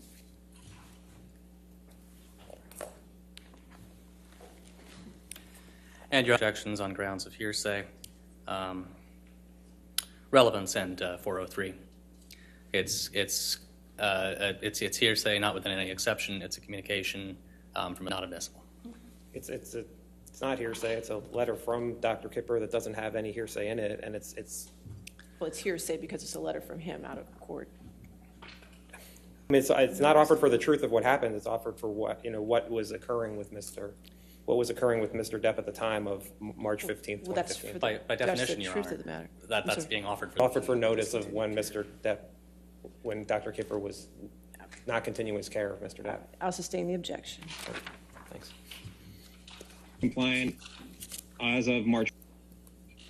The answer is yes, he was not compliant, and the problem at hand, no pun intended, was he was about to have, and for him to have surgery on a finger, he needed to be strictly compliant with what his medications were, what his behavior was, and he was stable for surgery, and I could not clear him for surgery, and that was what provoked the letter. Right, and Mr. Depp had been to remain sober, correct? Correct. And then, did you ever stop your care of Mr. Depp? There was a week, I believe, and I'm fuzzy on the time frame, but there was a short period of time sending that note before he connected back with me, asking me to take care of him and promising me compliance.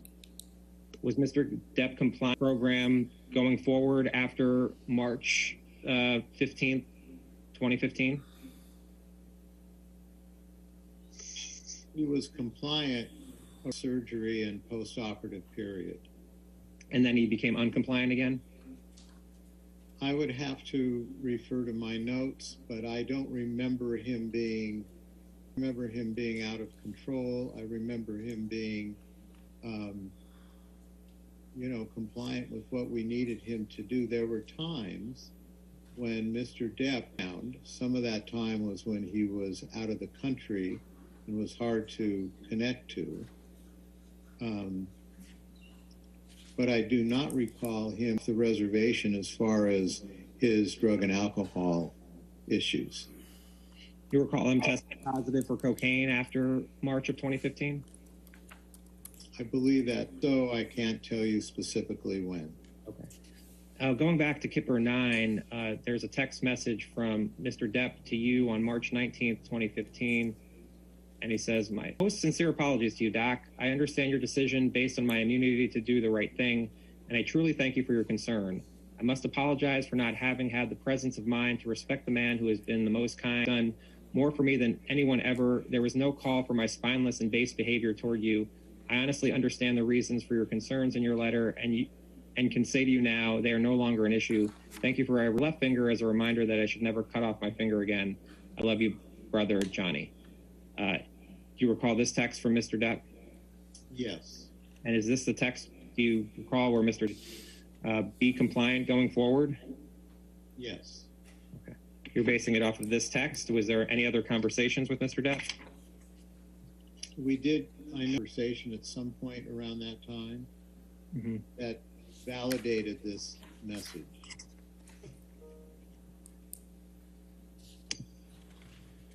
The Kipper 5, which are, again, the notes. And we're going to go to Kipper 167.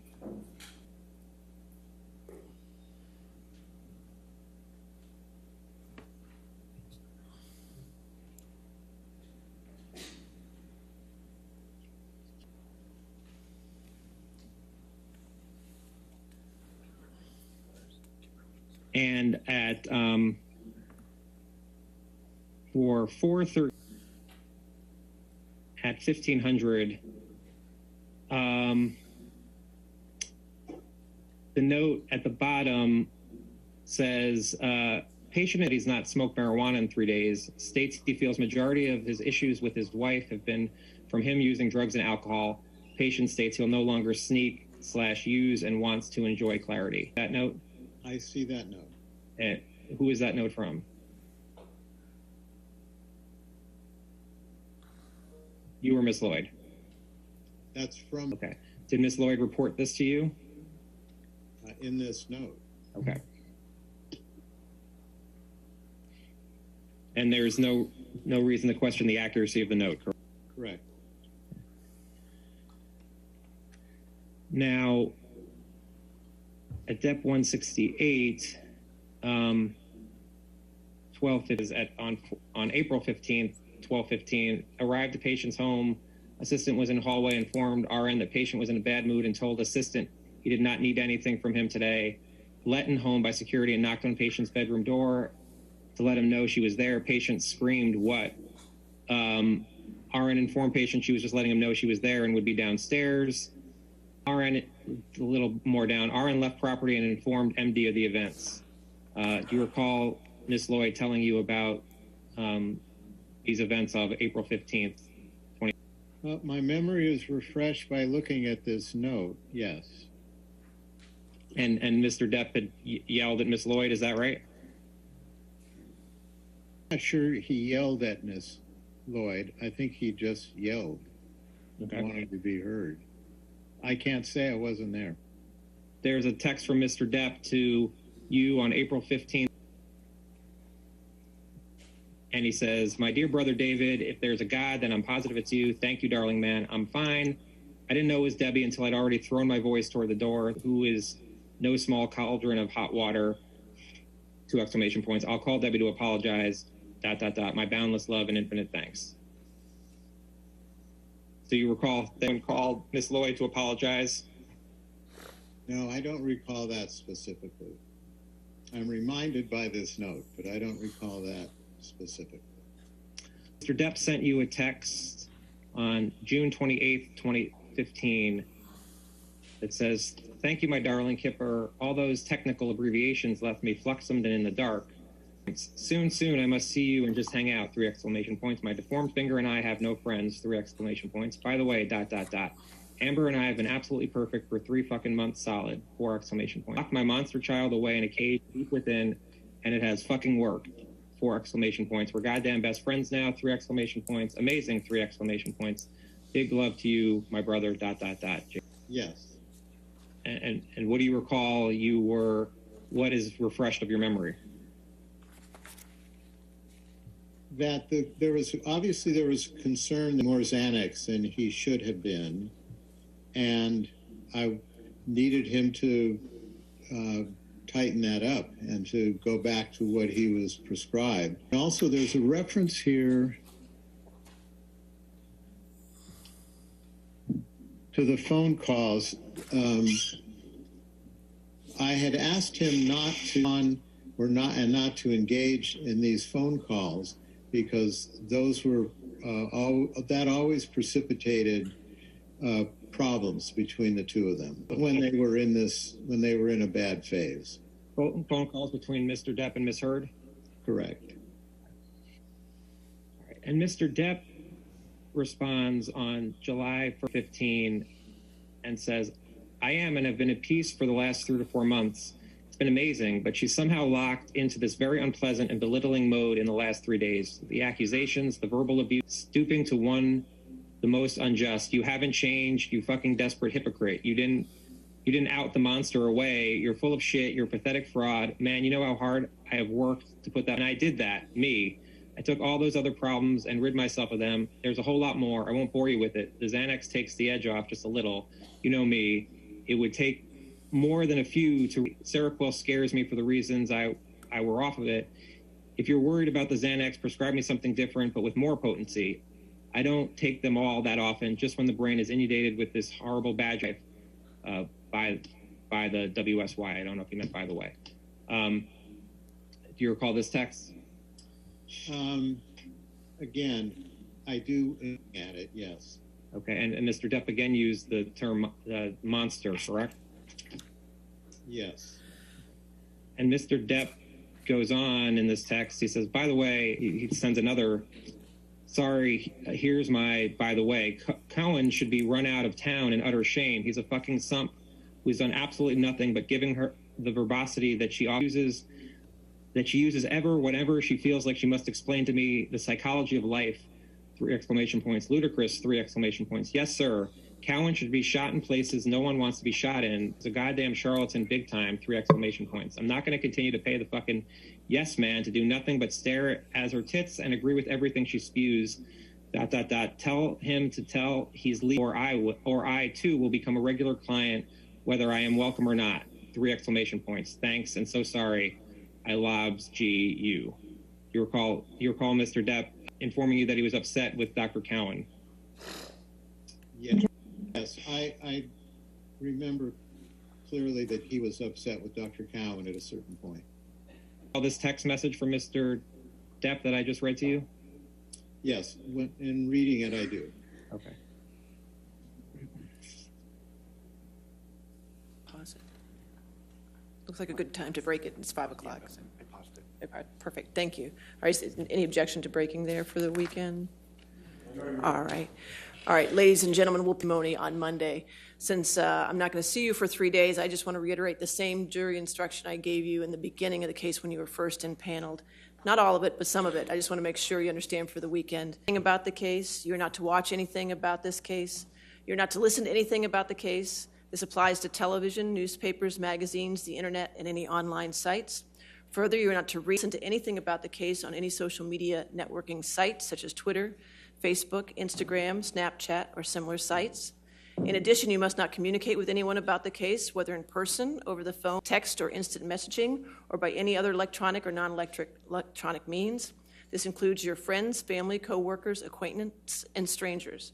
I also instruct you that you cannot do any research, whether online or by any other means. What you learn about this case is limited to what you learn in the 4 walls of this courtroom when proceedings are underway. All right? So have a good weekend, and we'll see you. Okay? Thank you.